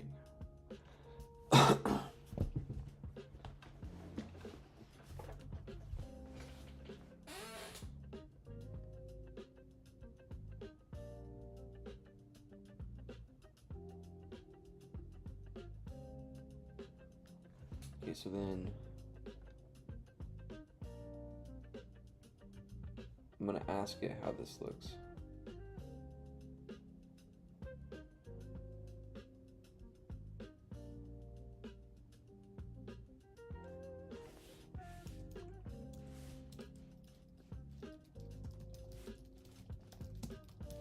For my data structure.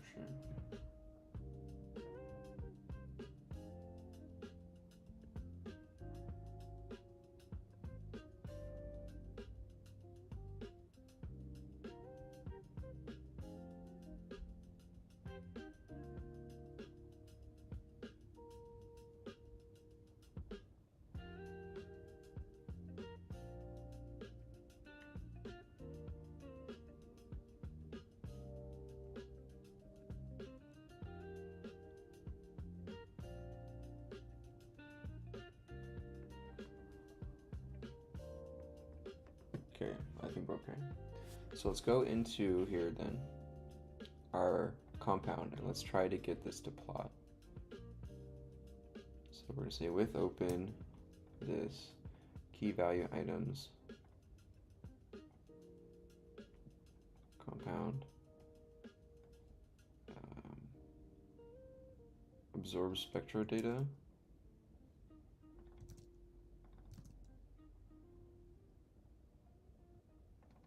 Sigma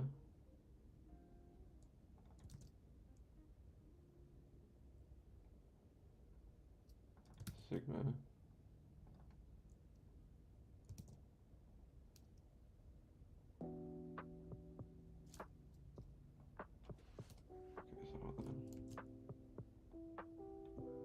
go like this.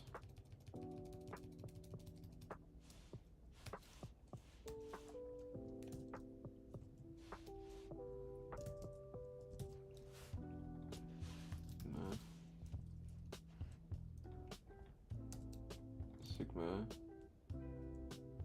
concentration and light distance.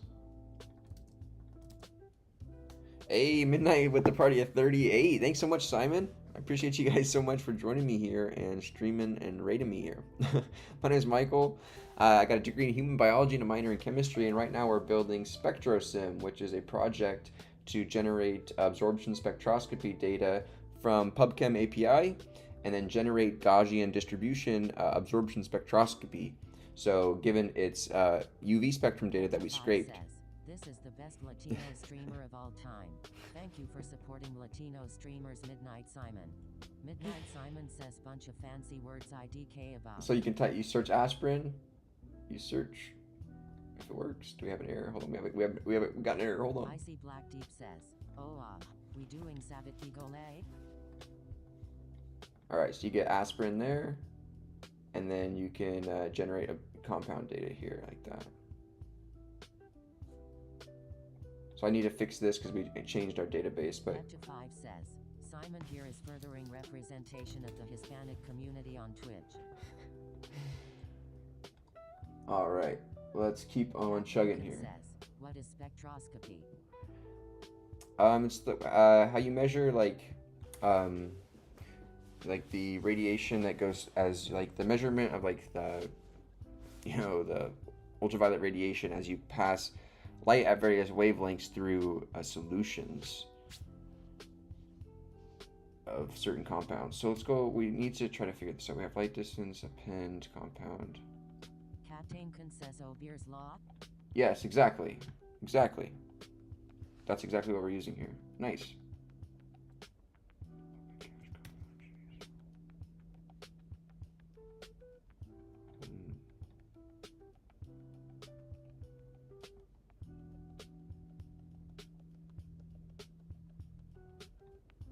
This definitely worked before.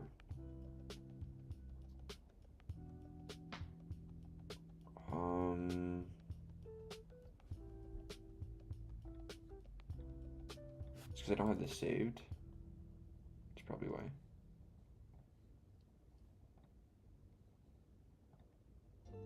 No.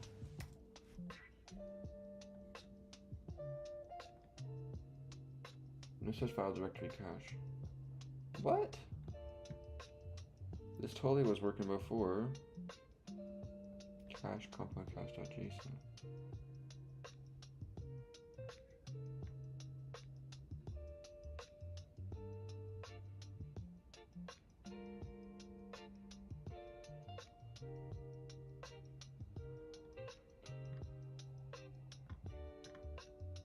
Am I giving a solvent here? I'm not.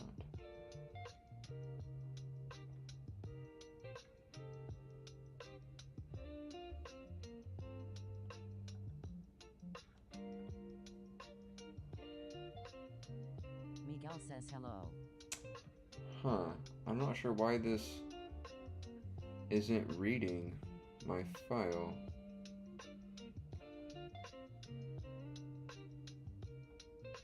Katinkin says, so do you have a background in coding or something you picked up with AI? Yeah, I have a degree in human biology and a minor in chemistry, and I've been teaching myself how to code for about a year now. I started about a year ago. I've been streaming my progress here daily. I just can't figure this out. So why isn't this loading? Cache component. It's definitely in here. I don't get it.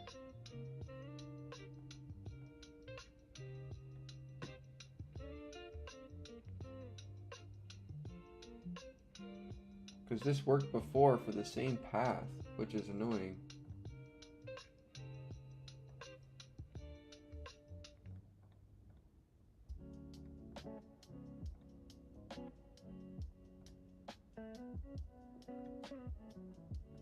Let me take this.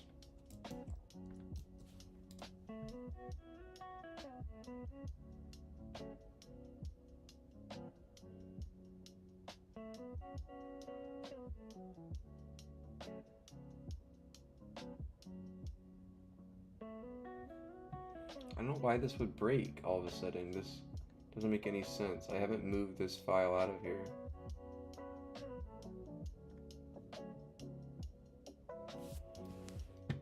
Anybody have any ideas? Let's see, do we have any?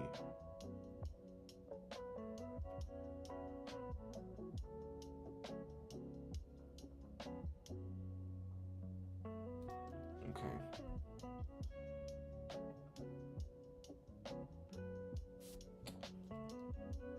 Cache. What I don't get though is why the compound cache, the compound of caffeine,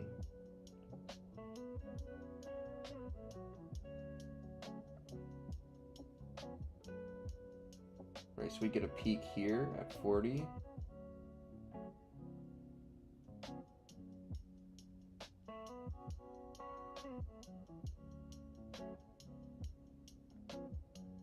We have a peak here. Looks like we get a peak here that's smaller, and then one that's here. 3927.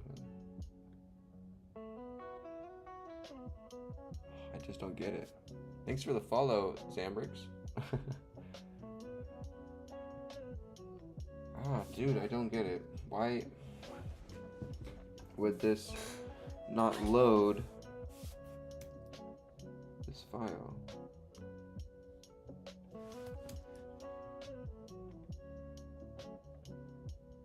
From, let's just say compoundcache.json.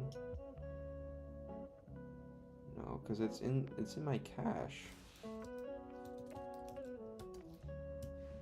This didn't stop. This is annoying because this wasn't broken before. If I copy the whole path in here.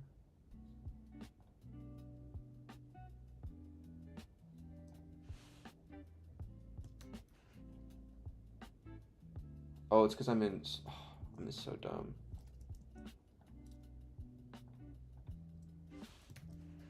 I'm in the wrong terminal.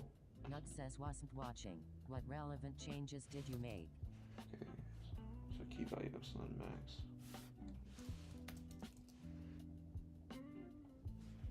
We don't need that. Okay, so now Nut says oh lol.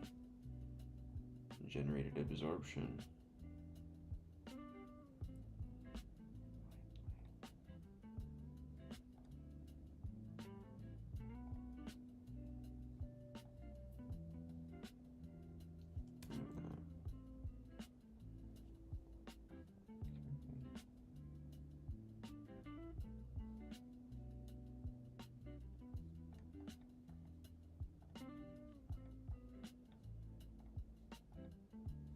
Huh.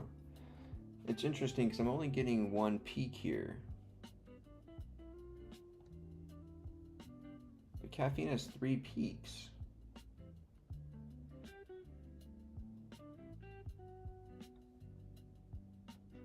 What if I lower this to like 5 on the width of...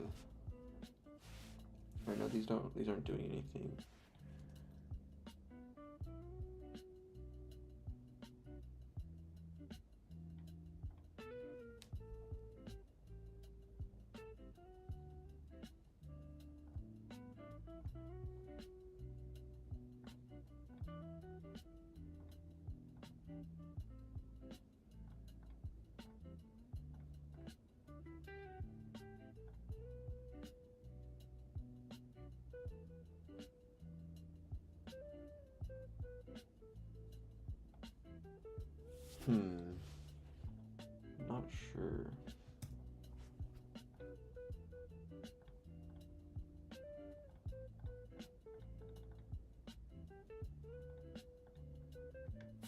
broke something.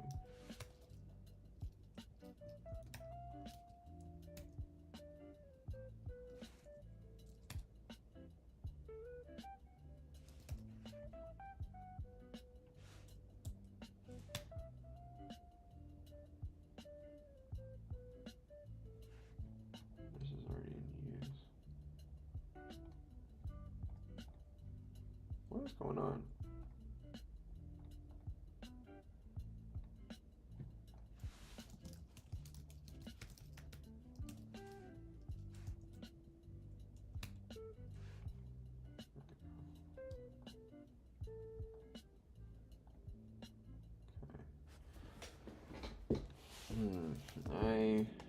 Given my data I gave you, I am only seeing one peak.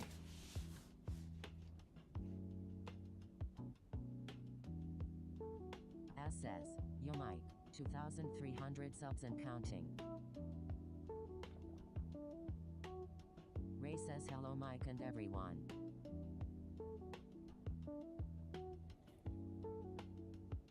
Gaussian distributed models absorption at this. So in my Gaussian distribution model, I'm taking my wavelength, squaring that result.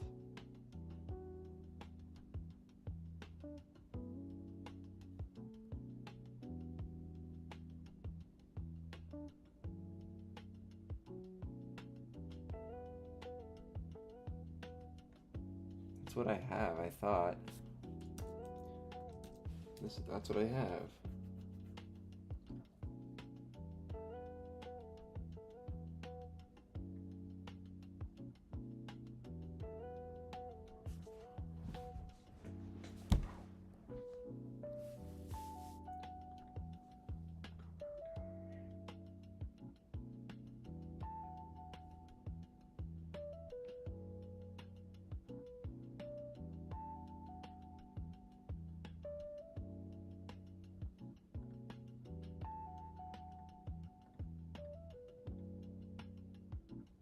Huh.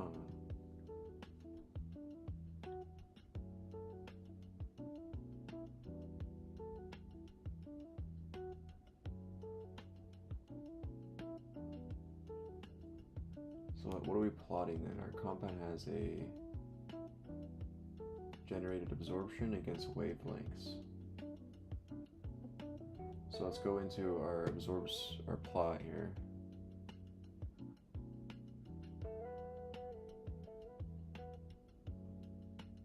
X data, Y data. Okay. So then in our absorption page,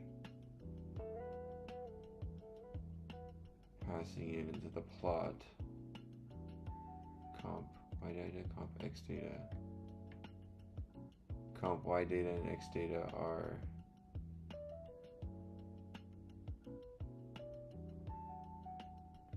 here. Okay, so these are wrong. Okay, so this is compound data. Let me go ahead and console.log compound data really quick.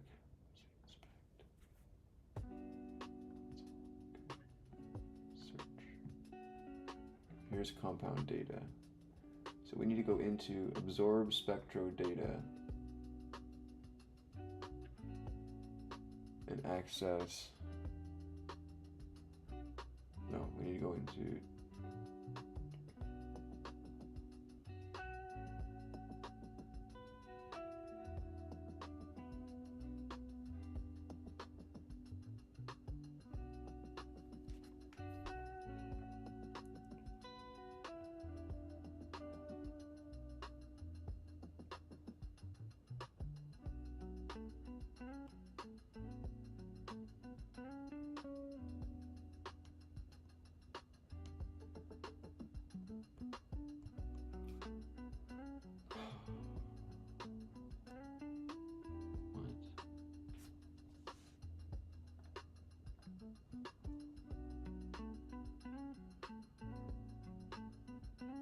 this 4 to 2 to 8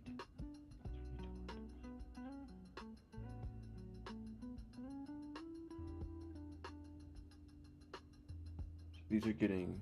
Oh, follower goal met. Hey, thank you. Thank you guys so much. I appreciate the follower goal. You guys are awesome. Okay, so we have 1, 2, 3. This is getting bigger, getting bigger, getting bigger, getting bigger. Gets really big. Gets really big. And dies. Negative, negative, negative, negative, negative. Okay, so I'm gonna give it my caffeine. I'm gonna say, based on this data, I only see one peak.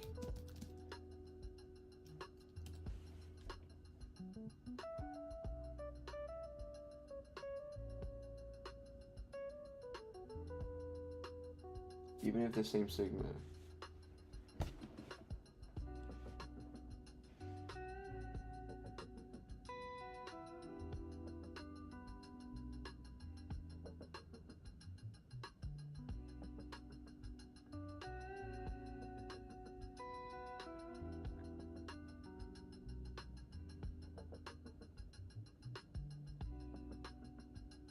Okay, so let's instead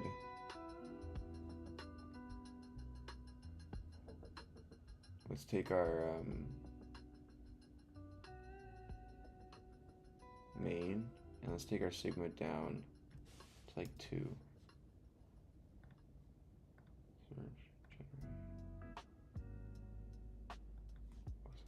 We need to delete this.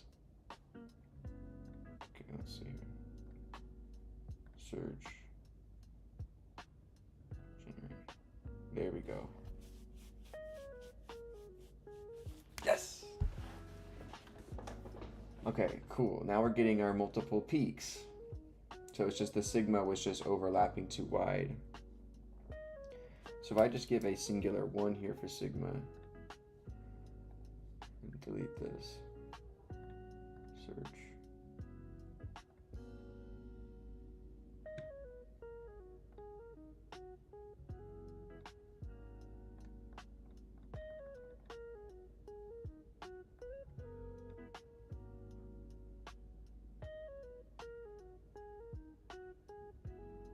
Nice.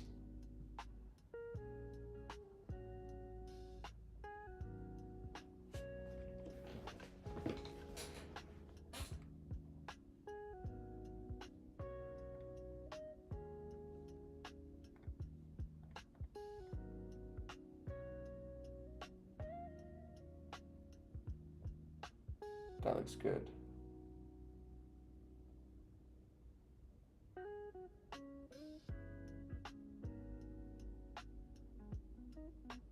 So what if let me go ahead and see here, because we're gonna do a less of a sigma on my compound here.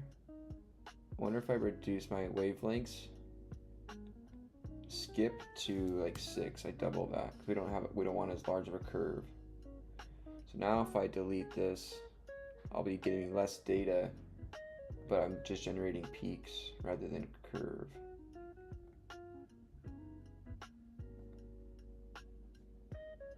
Okay, now let's do caffeine.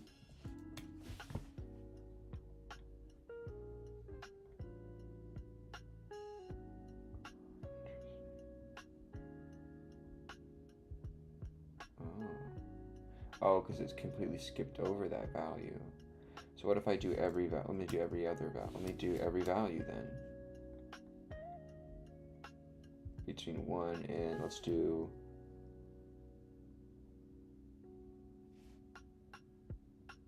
801. Delete this.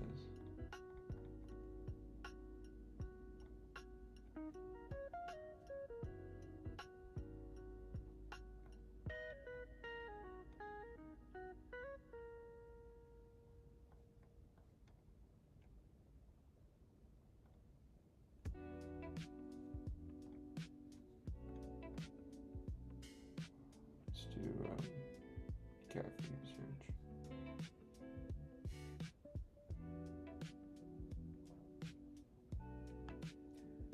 Okay. Nice. So what if I make the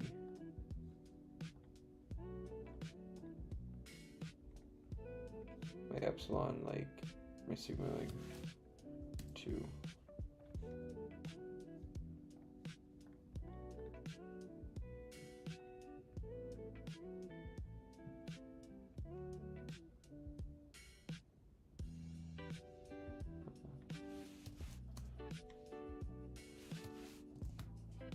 That is 0.5, and then I make my sigma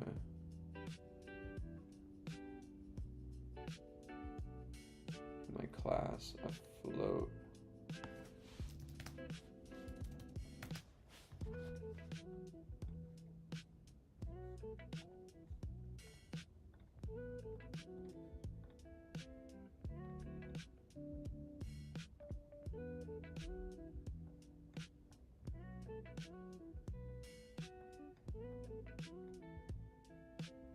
Douglas Stark says good evening.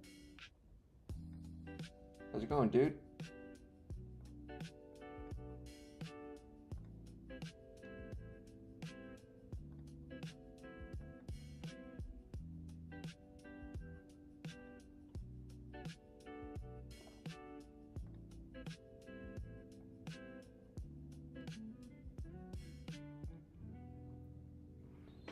Okay.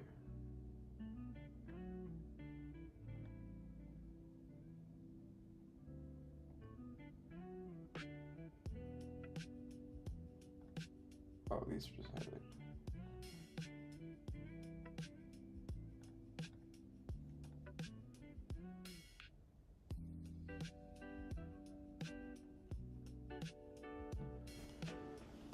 How can I increase the scale of plot rate?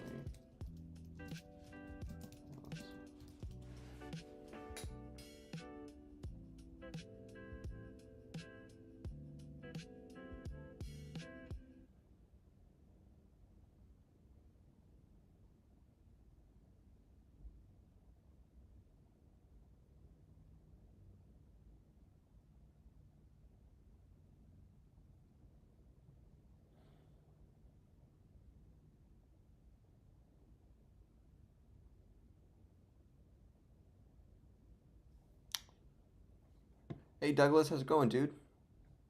Welcome back in. Okay.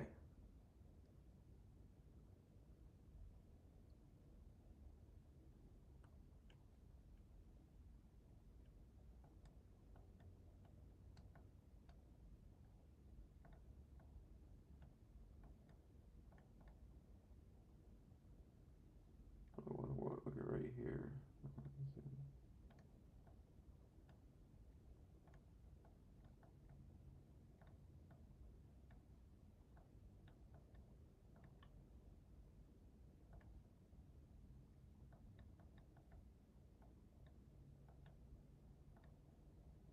Oh, this is hell.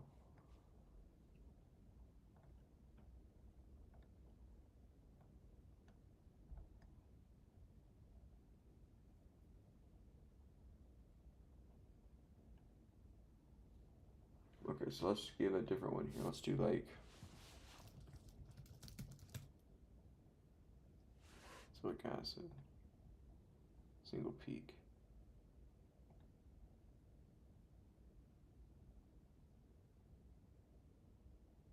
Douglas Stark says what you're solving for now?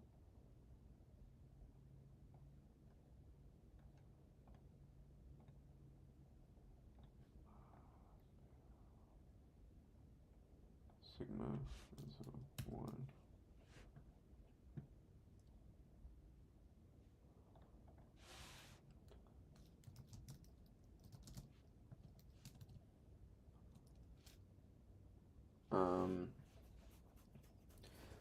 So it has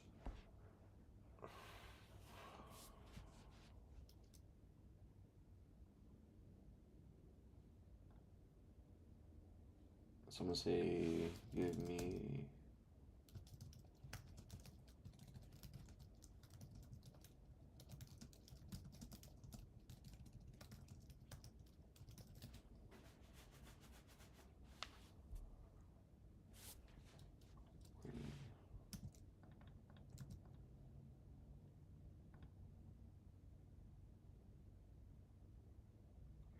failed. Interesting. Oh, crap.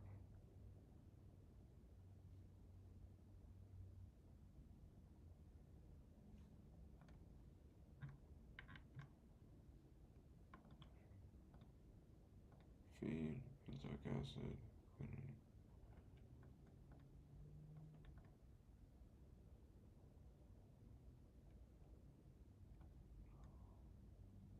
No data. Let's generate a quinine.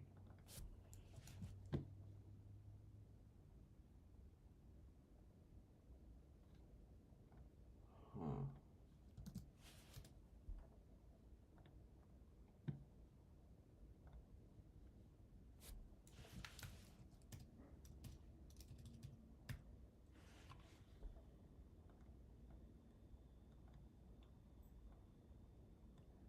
Okay, so then what did we scrape on this one?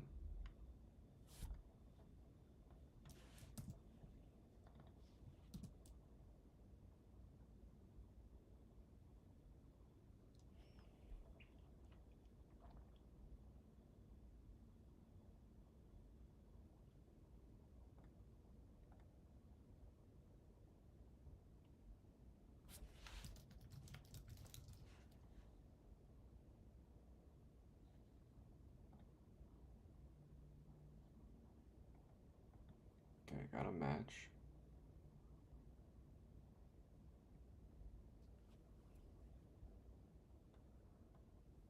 And so why didn't I get any data matches?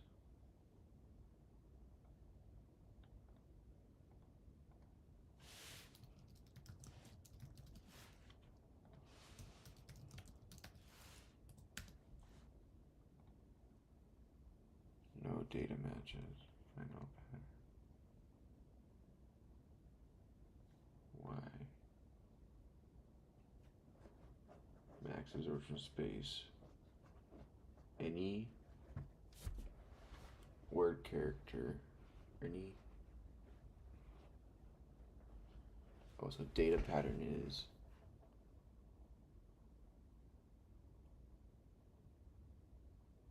Oh, this has more than one.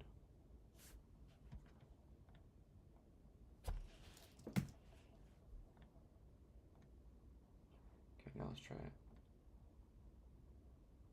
Huh.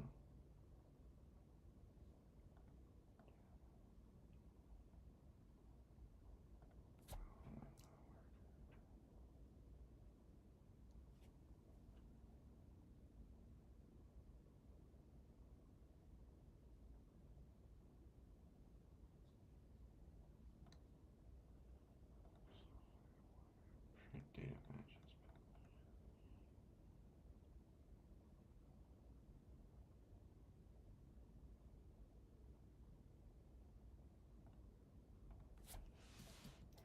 Print new match string. Log E says hydrate. So my data is any decimal, any word character 2 or more times. Yes, log E.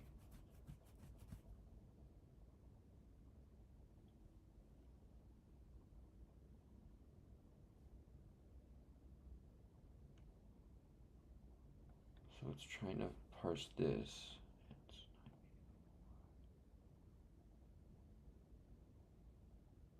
Oh, it's the decimal. So any character, where's my cheat sheet on this regular expression? So the word, any non-character, alpha and underscores.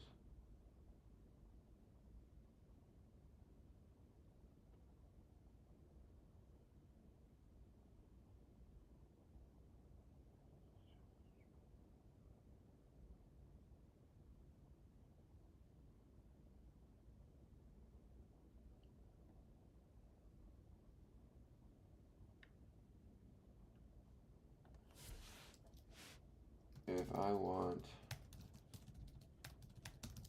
a group, or I want a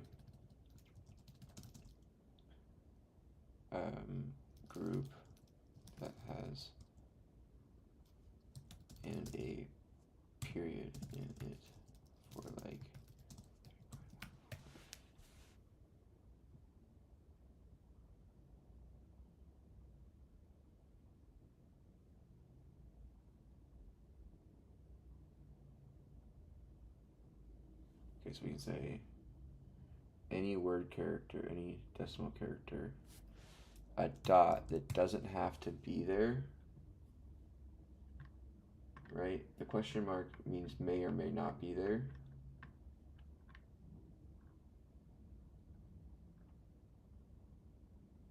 Zero or one occurrences of.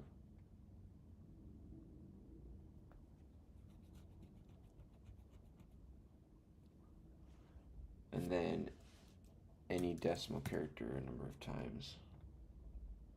So now if we go here and run this,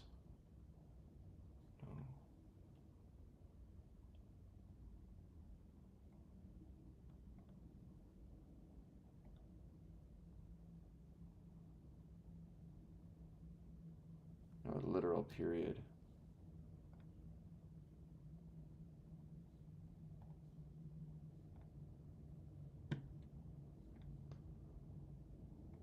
My data pattern, I throw that in there.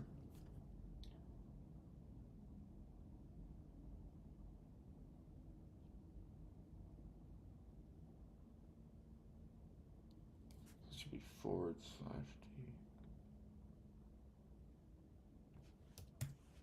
Was there /d? There we go.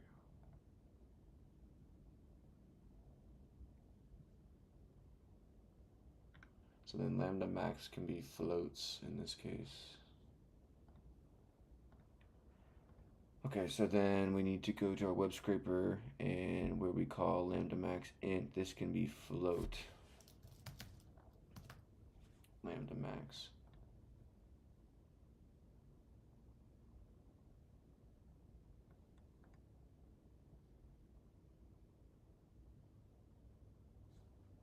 Now if I run,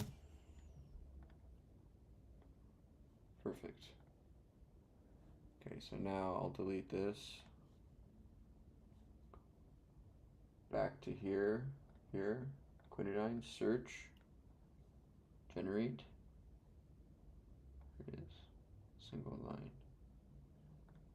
So I go to compound search, it only has one, which checks out, right?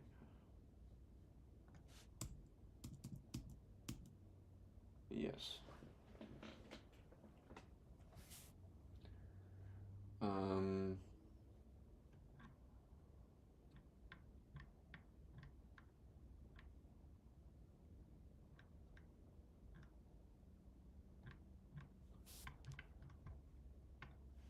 Give me like 50 compounds. Okay, so let's just ask for a bunch of compounds here and just test them out on our project here to see what we can generate. Okay, so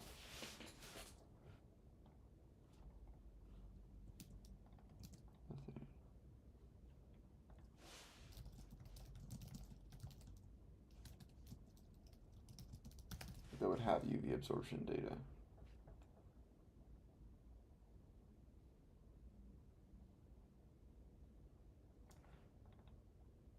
Okay. Oh.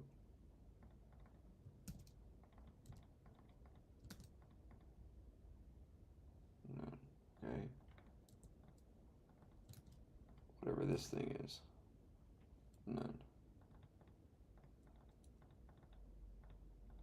Oxybenzone. Dang. Striking out. I think this one has it.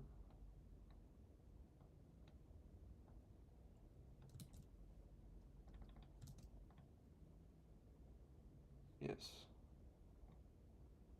Ah, that looks really good. Yes. That looks really good.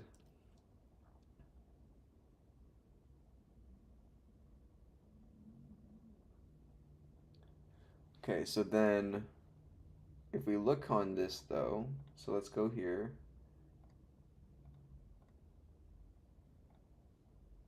And max is 338. So right, the 338 is the largest max, is the bigger value. Has the largest epsilon max associated with it. Okay, so whatever. Okay, so what we're gonna need to do also in our web scraper, or in our compound function here.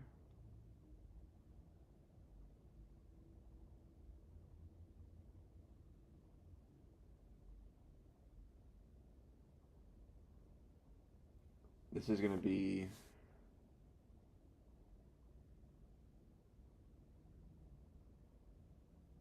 Eric says, have you applied to any internal roles? no, I haven't. Unfortunately, I'm kind of in a position on my now this isn't like any excuses, but I'm kind of in a position on my current team to where honestly, I don't think that they would for like a business case for them, they would let me like walk away internally. Now, I definitely think they would support me and no matter what, right? But like in terms of like the business need for the specific team I'm on and what I provide, especially now that I'm starting to actually incorporate like automation projects with actual programming into my matrix formulations, like matrix array formulations for like predicting like predictive concentration of analytical levels. Um, like it definitely has like a lot of promise that and a lot of return that they might see. So they might like put the old corporate like block. Now they could like alternate, like they could come back and say, hey, like as like so because like, it might not be ethical to do so, or it might deter me from like being motivated. They might, promote or do something to retain within the current position or whatnot. That's what they usually will try to do. Like if you're qualified to move into a different org within the company and your current org for has a business case to keep you, then they might, you know, provide some sort of alternative um, like title change or something like that, potentially. Okay, so what I want to do here is I need to add a max, or I could just do that on the front end, right? Because we're getting the data. But I'm already parsing through the stuff on the web scraper here. So let's do this.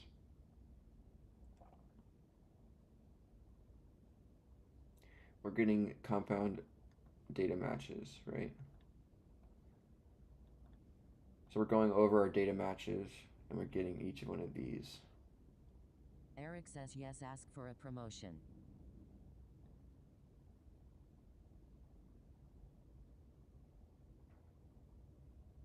So I'm going to say we have data matches here. We have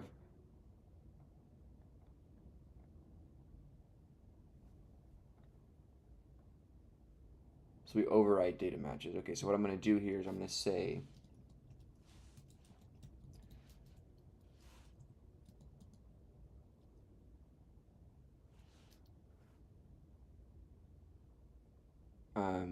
I'm going to say compound. So we're going to add the solvent. We're going to add the, and then I'm going to say compound dict lambda max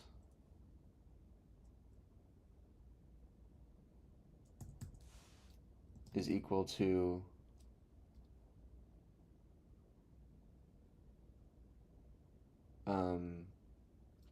the data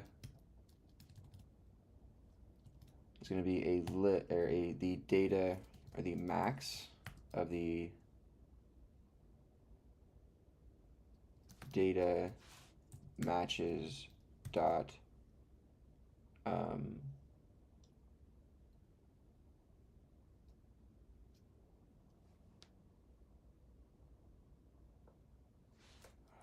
so we'll say hold on of a list comprehension. So we'll say a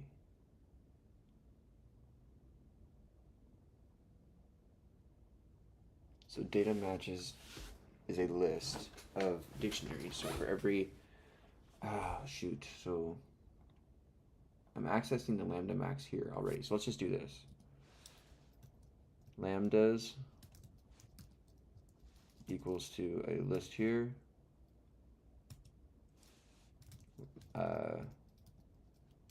Epsilons. We don't even need lambdas.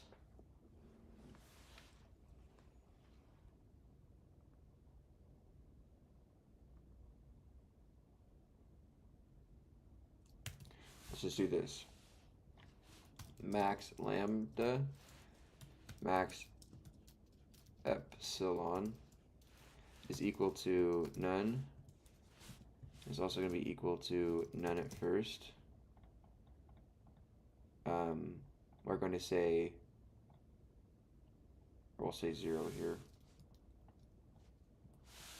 Right, we'll just say here, if lambda max greater than max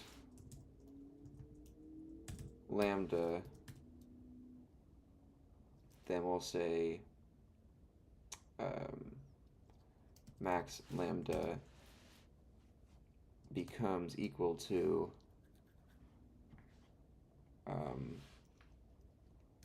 lambda max, and then we'll copy this same thing down, and we'll say for max epsilon max.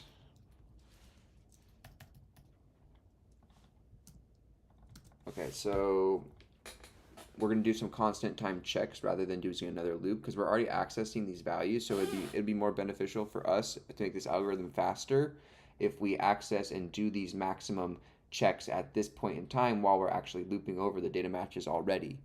So we can do that. We'll just preserve the maximum of these as we go through, so then we can set the compound dict lambda max to max lambda, and then compound dict epsilon max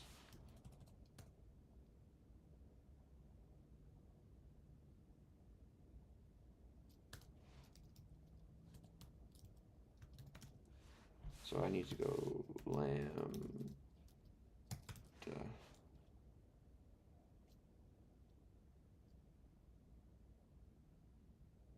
Okay, I'm not spelling it wrong anywhere. Good. Okay, good. Okay, so then we're saving lambda max and epsilon max in there. So now if I delete that and run a search for this compound,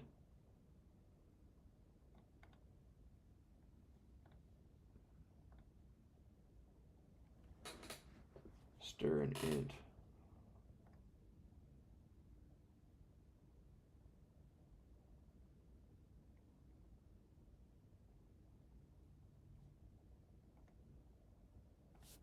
so this is going to be a float,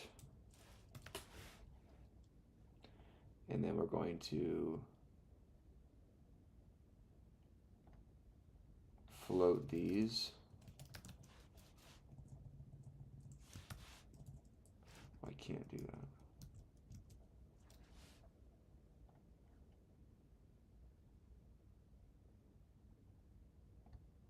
So I guess we'll just float them.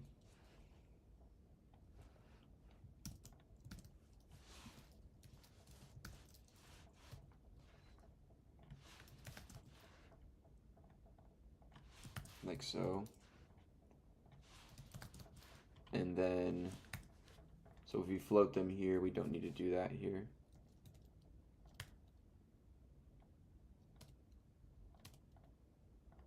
Okay.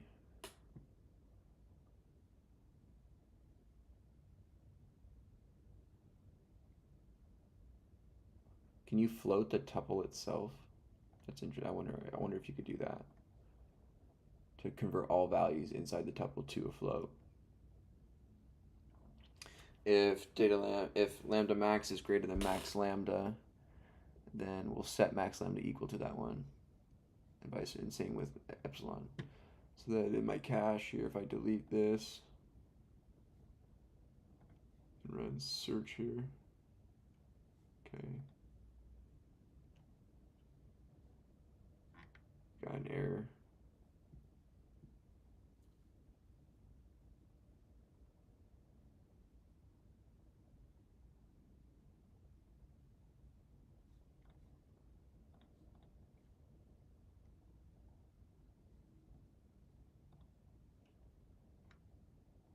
Generated absorption didn't work.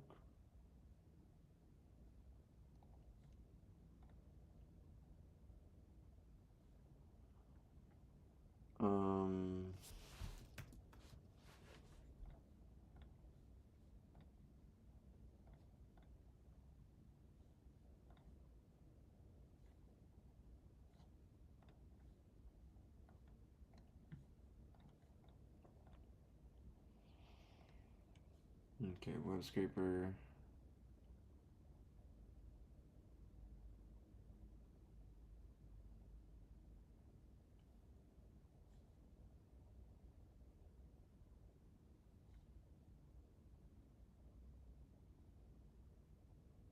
We're getting our 3 and our thing. Good.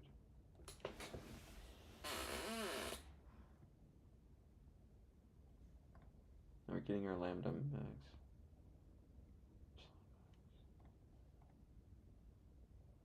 Oh, this is lambda max both cases, my bad. Max epsilon. That's why.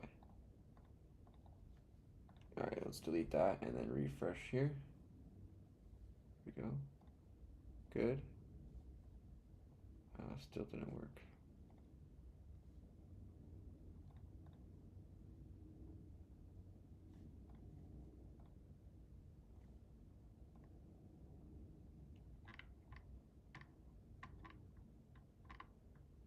Well, maybe it did work, it's just really low there.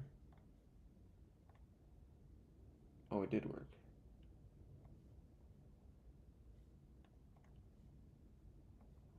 And we're getting our lambda max and epsilon max.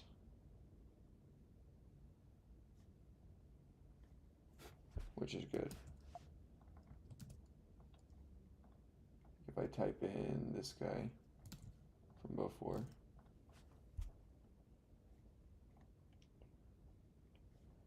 I go compound classes. And I look for that guy's information here. Its max is this guy.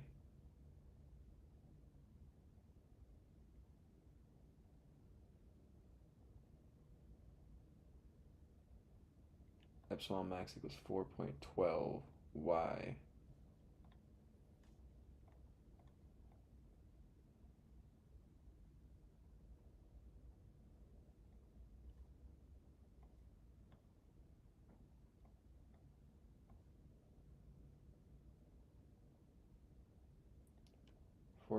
.12 was what was returned.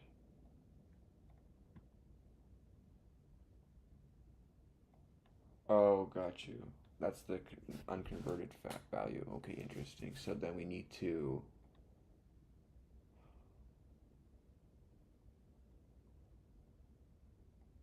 oh, interesting.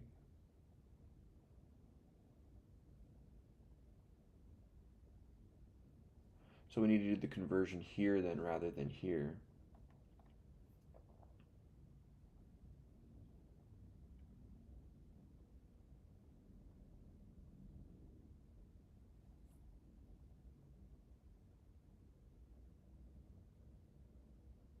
Or we can do this tracking here, right? We're getting the absorbance.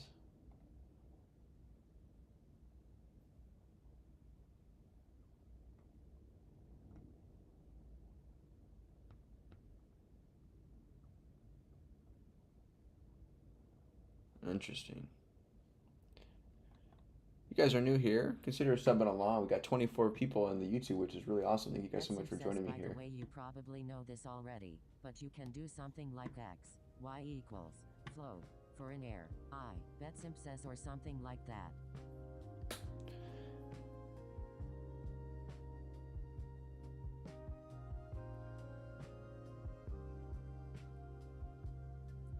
Oh, yeah.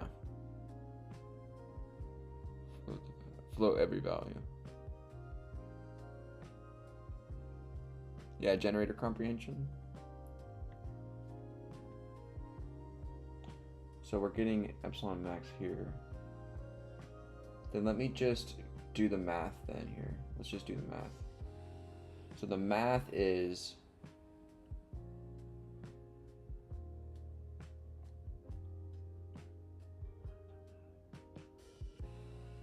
where is it?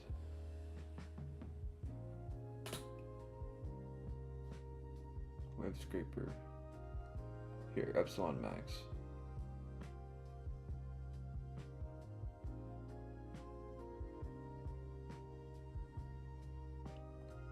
This is where we're doing it.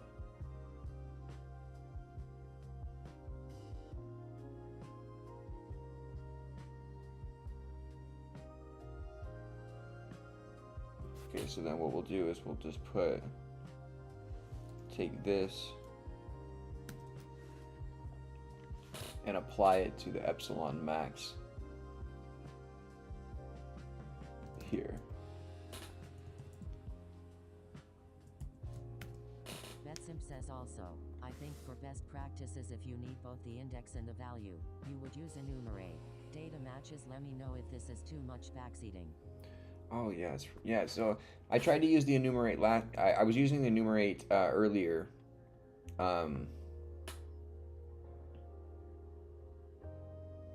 But I was calling it as a method. That's why it's a function. Enumerate is a function. I always think it's a method on a list. So that's why it wasn't working. Even do something like for I, L, E, in enumerate, data matches. Yeah. Index, and you can even extract out all the tuples as well. Yeah. Yeah, we learned about that one in Fluent Python down here. That one talks about a lot about unpacking. In chapter 2 and 3, I think chapter 3 has a huge section. Maybe it's 2. Has a huge section on unpacking.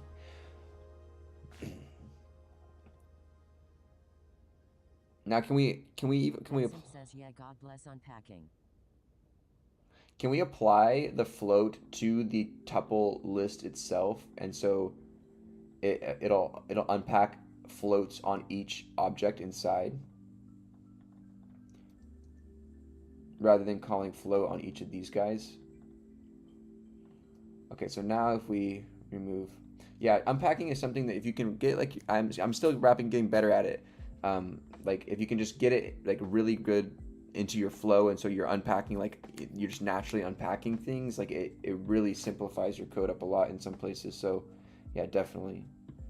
Okay, so then let's go ahead and now let's try it for this guy. Search. Okay. BetSimp says, yeah, you can do that, but if you need to do the round 10 stuff, it's not worth it. Yeah. BetSimp says it's only nice if you are only converting both to float.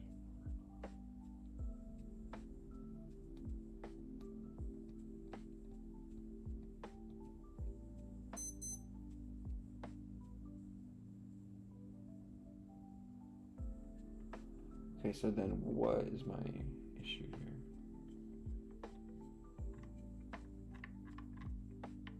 Is there an issue here?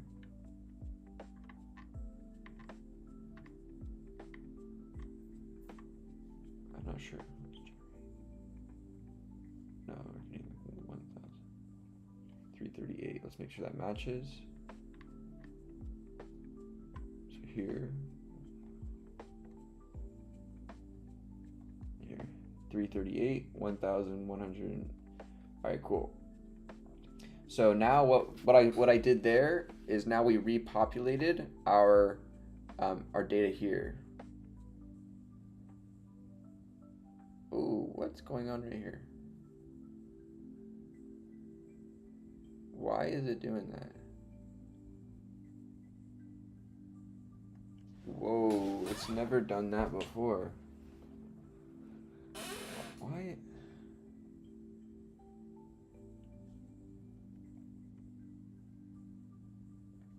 Whoa.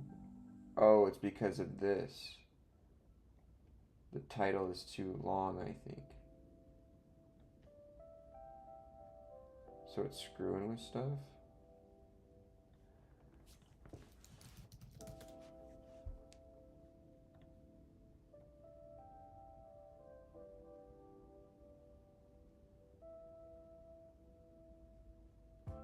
Yeah, the title is too long.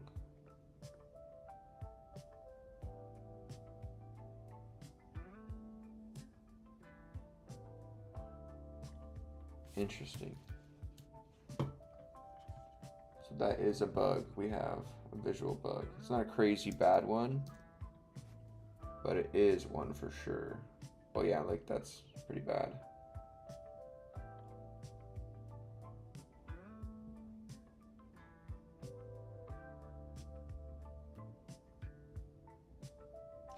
So maybe we need to have let's go to our absorption plot, and let's put the title to text.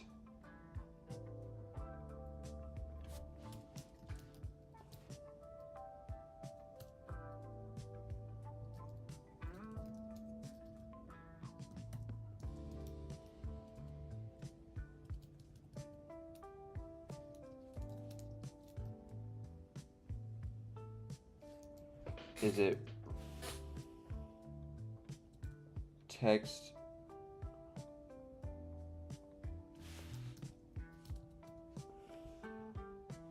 let's see, Plotly title wrapping.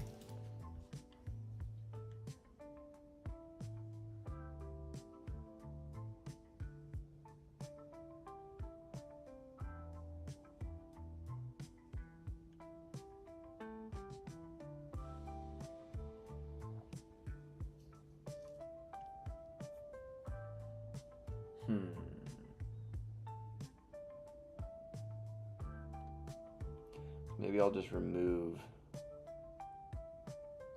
that. Just make it the title.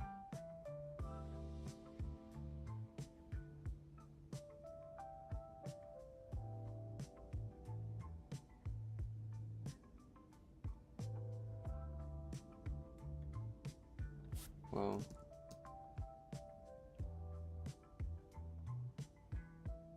it was just when it got really small.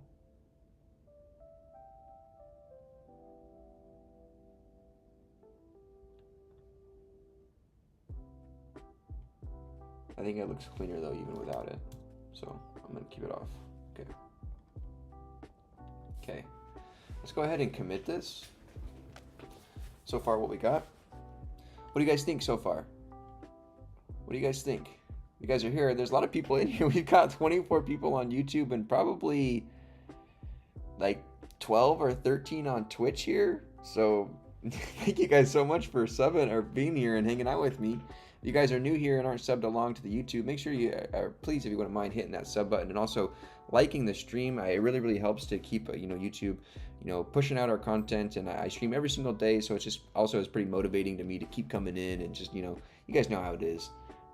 But yeah, so this was awesome. So today we were able to refactor our regular expression and our web scraping for the API return to actually allow for multiple peaks, and then we altered our Gaussian distribution function, right, which just takes in certain wavelength values, which are x values, and factors them into a Gaussian curve, for certain highlighted x values or wavelengths that were kind of indicated like as flags. Like this one has an epsilon, and we want to understand what peak this will rise at. And so we can type in, like, for instance, aspirin, search, there's a normal thing, generate, there it comes, and you get this nice, now instead of having a curve, now we're having these, this is what it much more resembles in the lab, and what you'll see is these kind of peaks that happen at these wavelengths. It's much more sharp, and so you can see that this happens at that wavelength.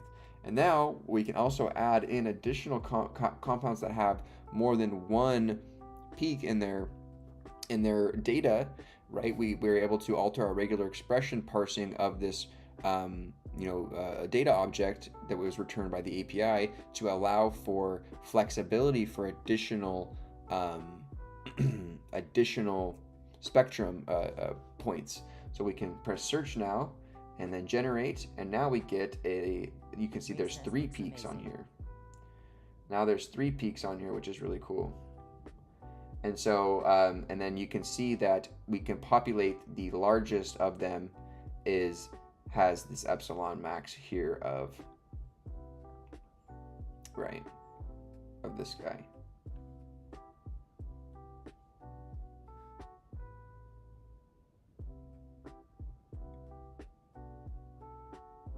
Which is pretty cool.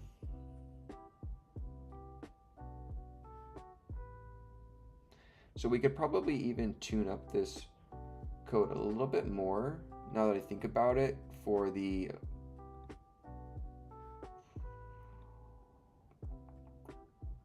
which part? Our web scraper for doing this part, the float, this conversion here. So what we could do for doing these checks, right? We only want to check if the epsilon max is greater,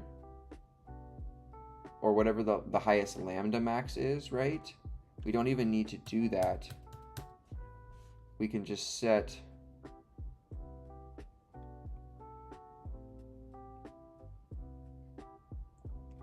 this to none.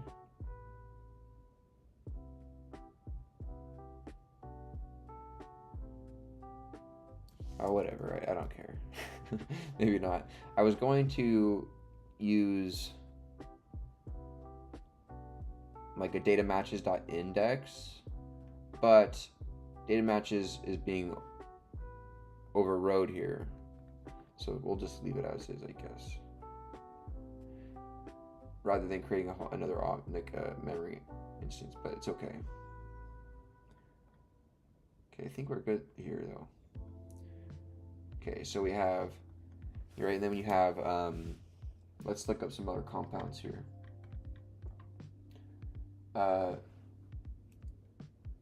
Oh, what was that one from yesterday? Human.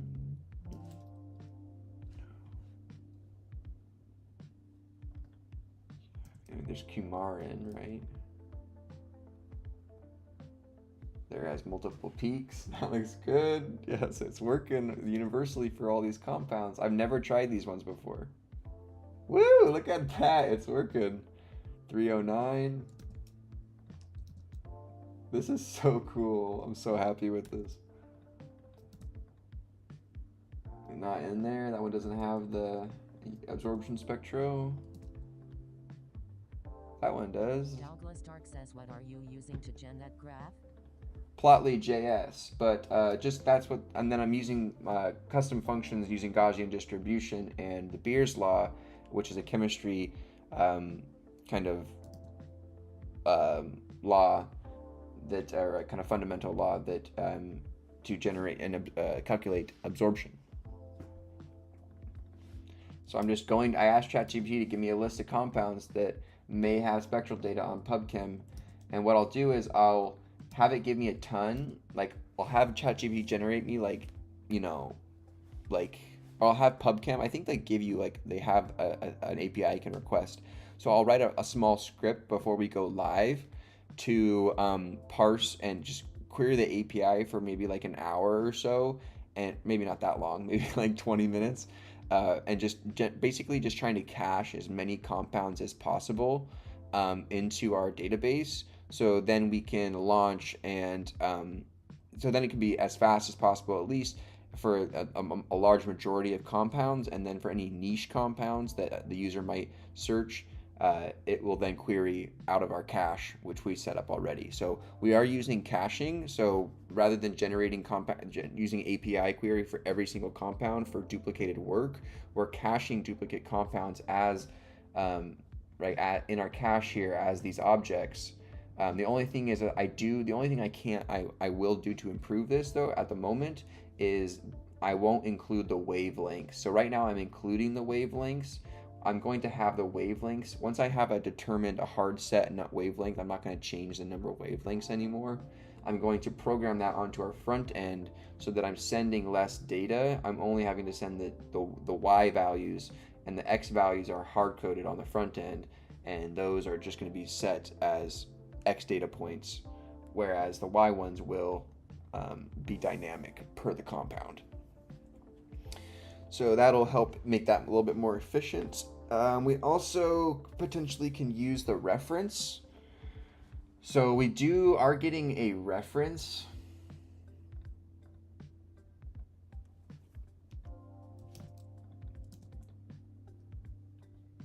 So we are getting a reference, right, in my compound. Some of these have reference. This one's null.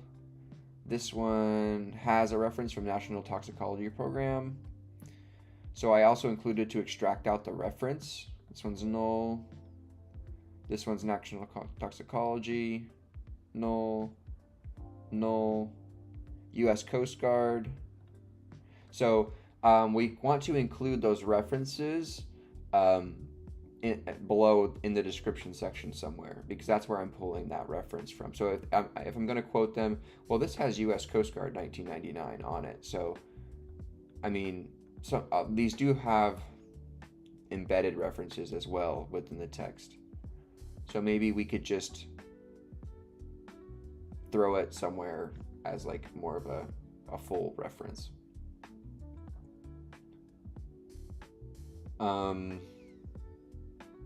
But yeah, in Salicylic, there's 3 pigs. Cool. Douglas Stark says, how long since you started this project? Oh, why does this one have a max? So let's look at salicylic acid.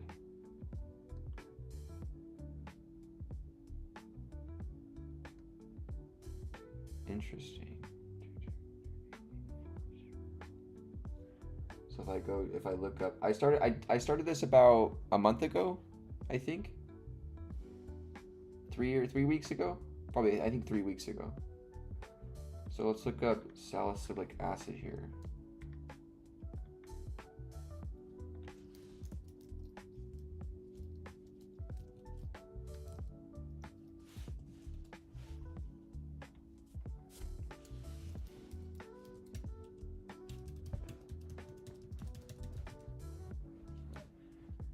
Okay, max absorption. 4.446.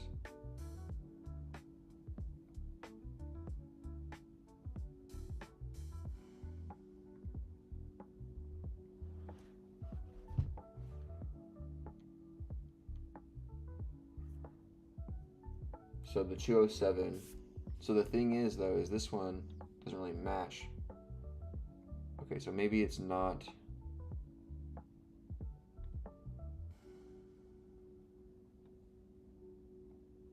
Yeah, so these ones are smaller, whereas this one is 4.46.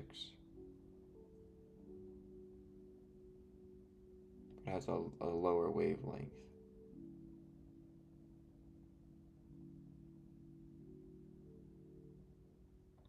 So we want to take the epsilon is where the highest. Okay. Okay, so we need to just redo that function then. Okay, so let's just edit that really quick. That'll be the last thing I do today. Okay, so let's just edit this really quick. So we have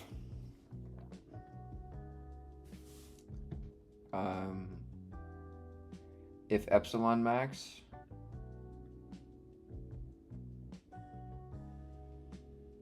so I'm gonna go like this.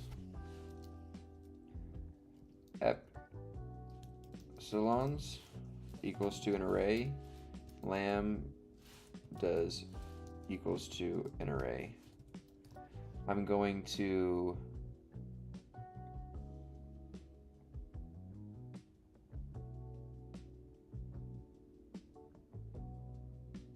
convert them and then go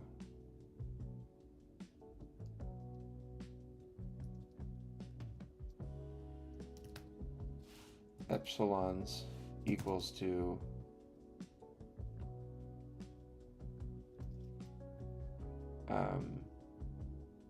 no, epsilons, oh my gosh, append. We're going to append the epsilon max here that we generated. And we're going to do this also for the lambdas. Right? And then we're going to avoid out of this completely. We're going to call max lambda is going to be the max epsilon,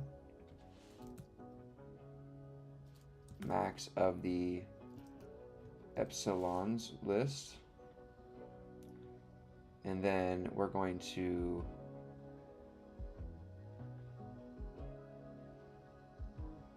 I'm going to copy this down one line so we have access to this now. This is going to be the compound dict epsilon max. We're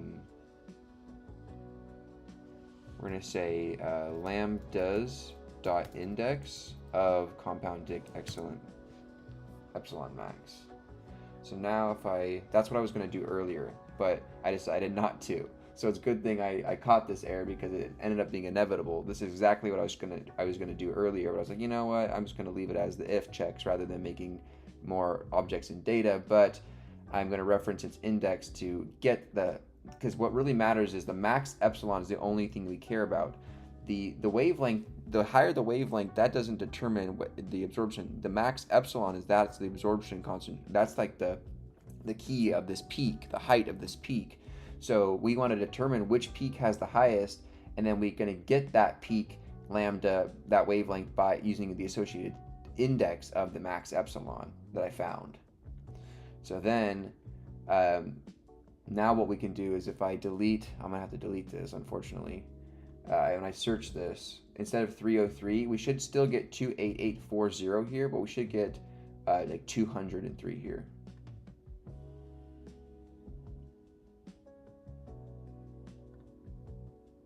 We got an error.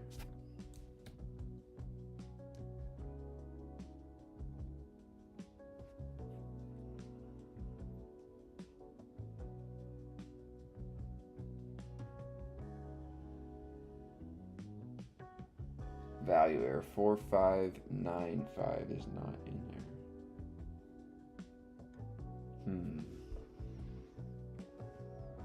So compound dict of the epsilon max, which is the max value in the epsilon's list.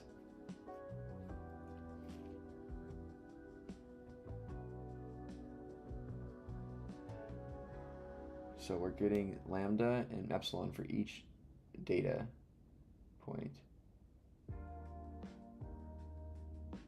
We're then converting the lambda and max to float and then doing the conversion on the epsilon, or appending them to here. We say that the max epsilon is equal to the max of epsilons.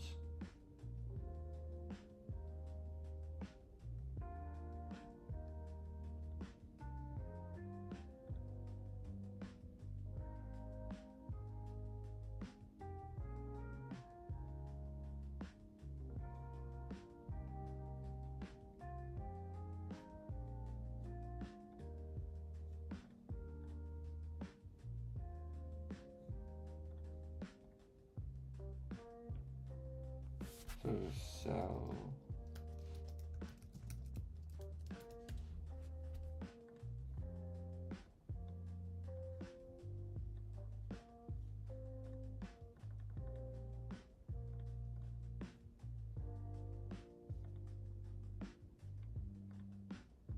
what's going on?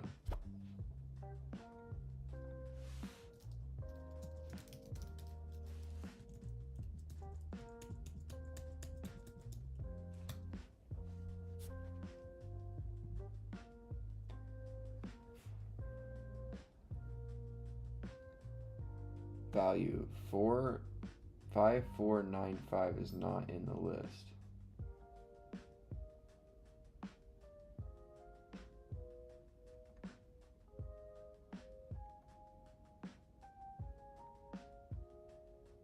No. I don't want to get the index of that value. I want to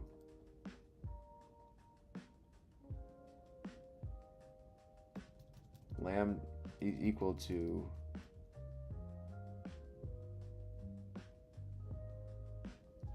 compound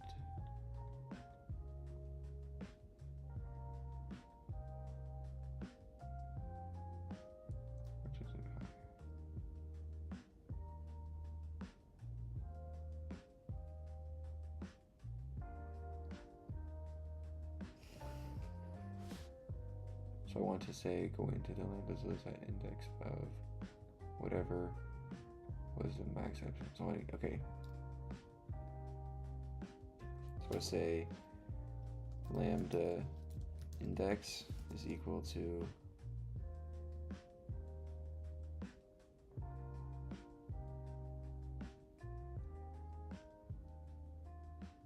epsilons dot index at this.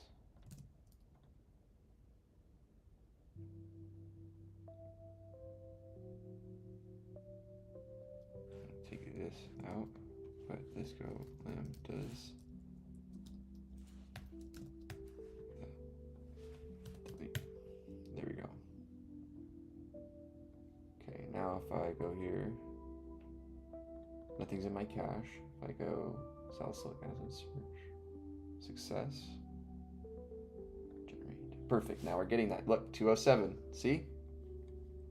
207. Nice. Woo! And it shows you the max epsilon at 207. So if I go then caffeine, generate, 227. They're all the same height.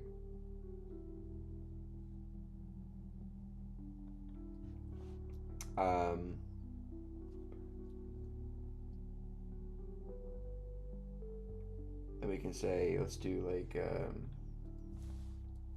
Kamarin at 274. Yep.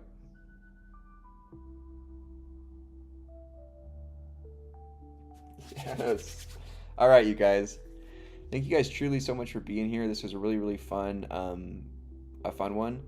We did a lot today. I know it seemed like we didn't get a lot of like visual things done, like in terms of like the features that we've been doing, like we're actually like components and styling. We got a lot of under the hood things done, bug fixing, and then we also, so what we did is we not only we did a ton. We restructured our web scraper for adding a dynamism to it to allow for additional data points for on the same spectrum, UV spectrum. So rather than having one peak, we are allowing for multiple peaks now.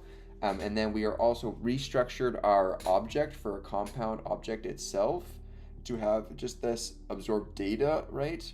And then we restructured our Gaussian distribution to sum the total Gaussian distribution across all y values for each individual point that we have. So we had to do these nested loops here.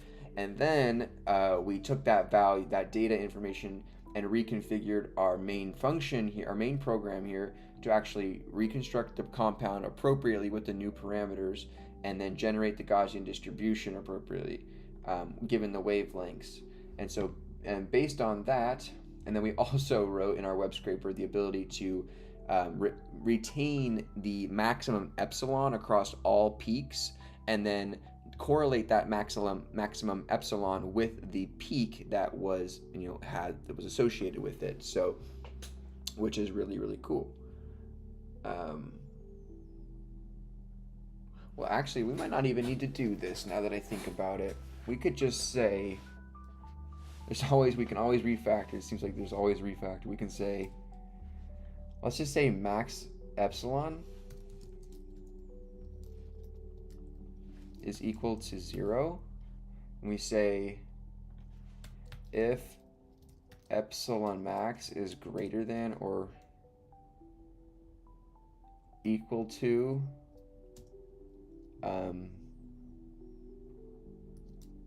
max epsilon, then we're going to say epsilon.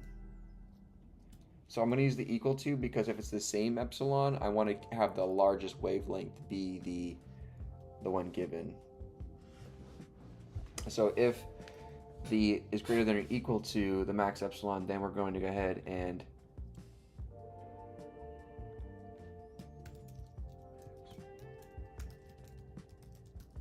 right is equal to 0 here.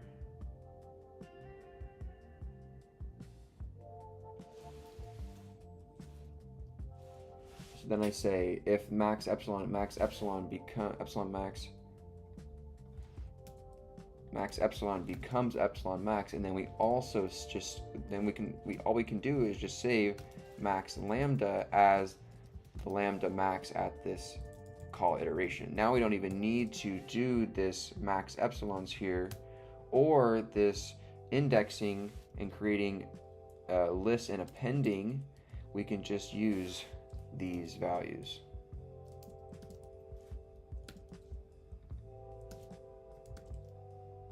Because if max epsilon is the only thing we care about, we're getting the correlated max lambda here, so we can just have it kind of be a lagging kind of byproduct of saving that as its correlated partner or under the max epsilon, and then just have that saved there. So now if we go ahead, and nothing should change with the cache, but I'm going to delete it to make sure it's working appropriately.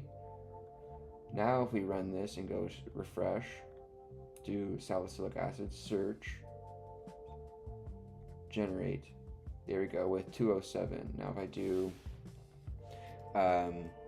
caffeine, search that, 274. Now we're getting the largest one because I'm doing the greater than or equal to.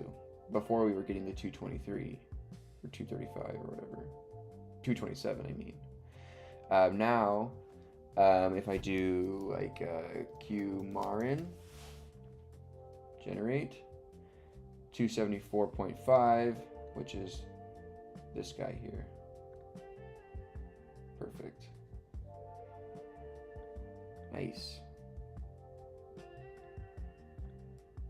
All right, you guys, thank you so much for being here and joining me today. Let's go ahead and push this up to the hub.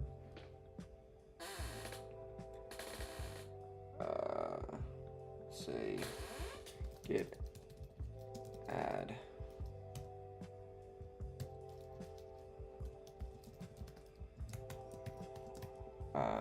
I probably should have committed a long time ago. I always forget to commit. Add multi-peak compat. How do you spell compatibility? Compatibility.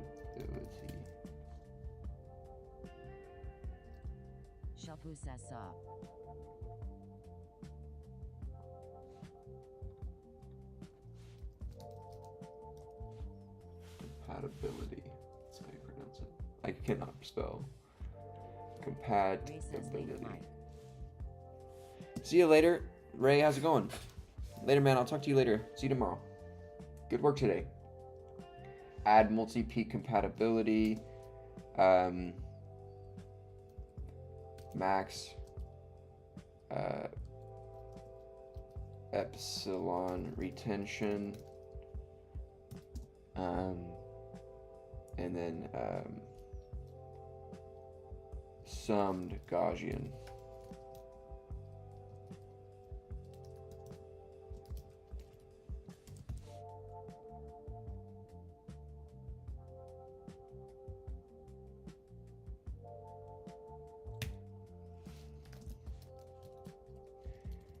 Git push, git checkout main, git merge dev into main.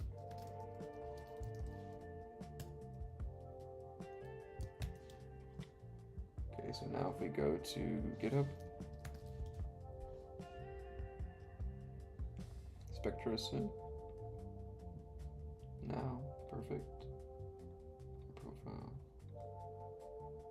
and we got it for June 4th. Man, I need to commit more so I don't so it's not as light of a green. I'm making really large commits, like huge commits, so it's like, but if I committed more, these would be more potent like they are over here. How many is this? This is 43, 47, sheesh, 84. All right, sweet, you guys. So this is what we were able to come up with for today. We were able to come to AbsorpSim, go aspirin search, just like normal, generate the plot, and we get a thinner, skinnier line now for aspirin. We can go here and type in salicylic acid, search. We get salicylic acid.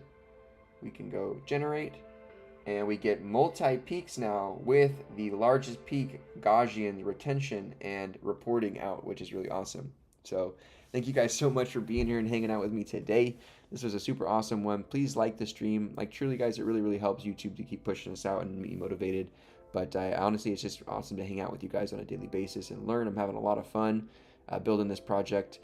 Tomorrow, I'm gonna make this search div a little bit larger. I think this is currently this a little bit too small relative to our other components. So I'll make this one a little bit larger, just on all fronts, all of these all 4 objects in here. And then from there, I think the SpectroSim itself is like, the AbsorpSim is done. So we'll go ahead and work on the home and about page, and then then we'll go ahead and push it up, and then we'll work on actually having a custom sim, right? So we'll have a custom sim where you can generate your own spectroscopy given like your own concentration, sigma, different types of peaks. You can give multiple peaks, all these different types of things. So we'll have a tab under simulators called custom sim, where users can give not only just various compound information like a dummy name and stuff, but give multiple peak values, multiple wavelengths at values and epsilons, and then just kind of make their own plots custom to them on the web. So that's what we'll work on next, you guys. So thank you guys so much for being here. I'll see you guys in the next one. Please join the Discord down below, where you can get access to all of my learning resources that I have used so far to teach myself how to code in Python and in more of a full stack environment now.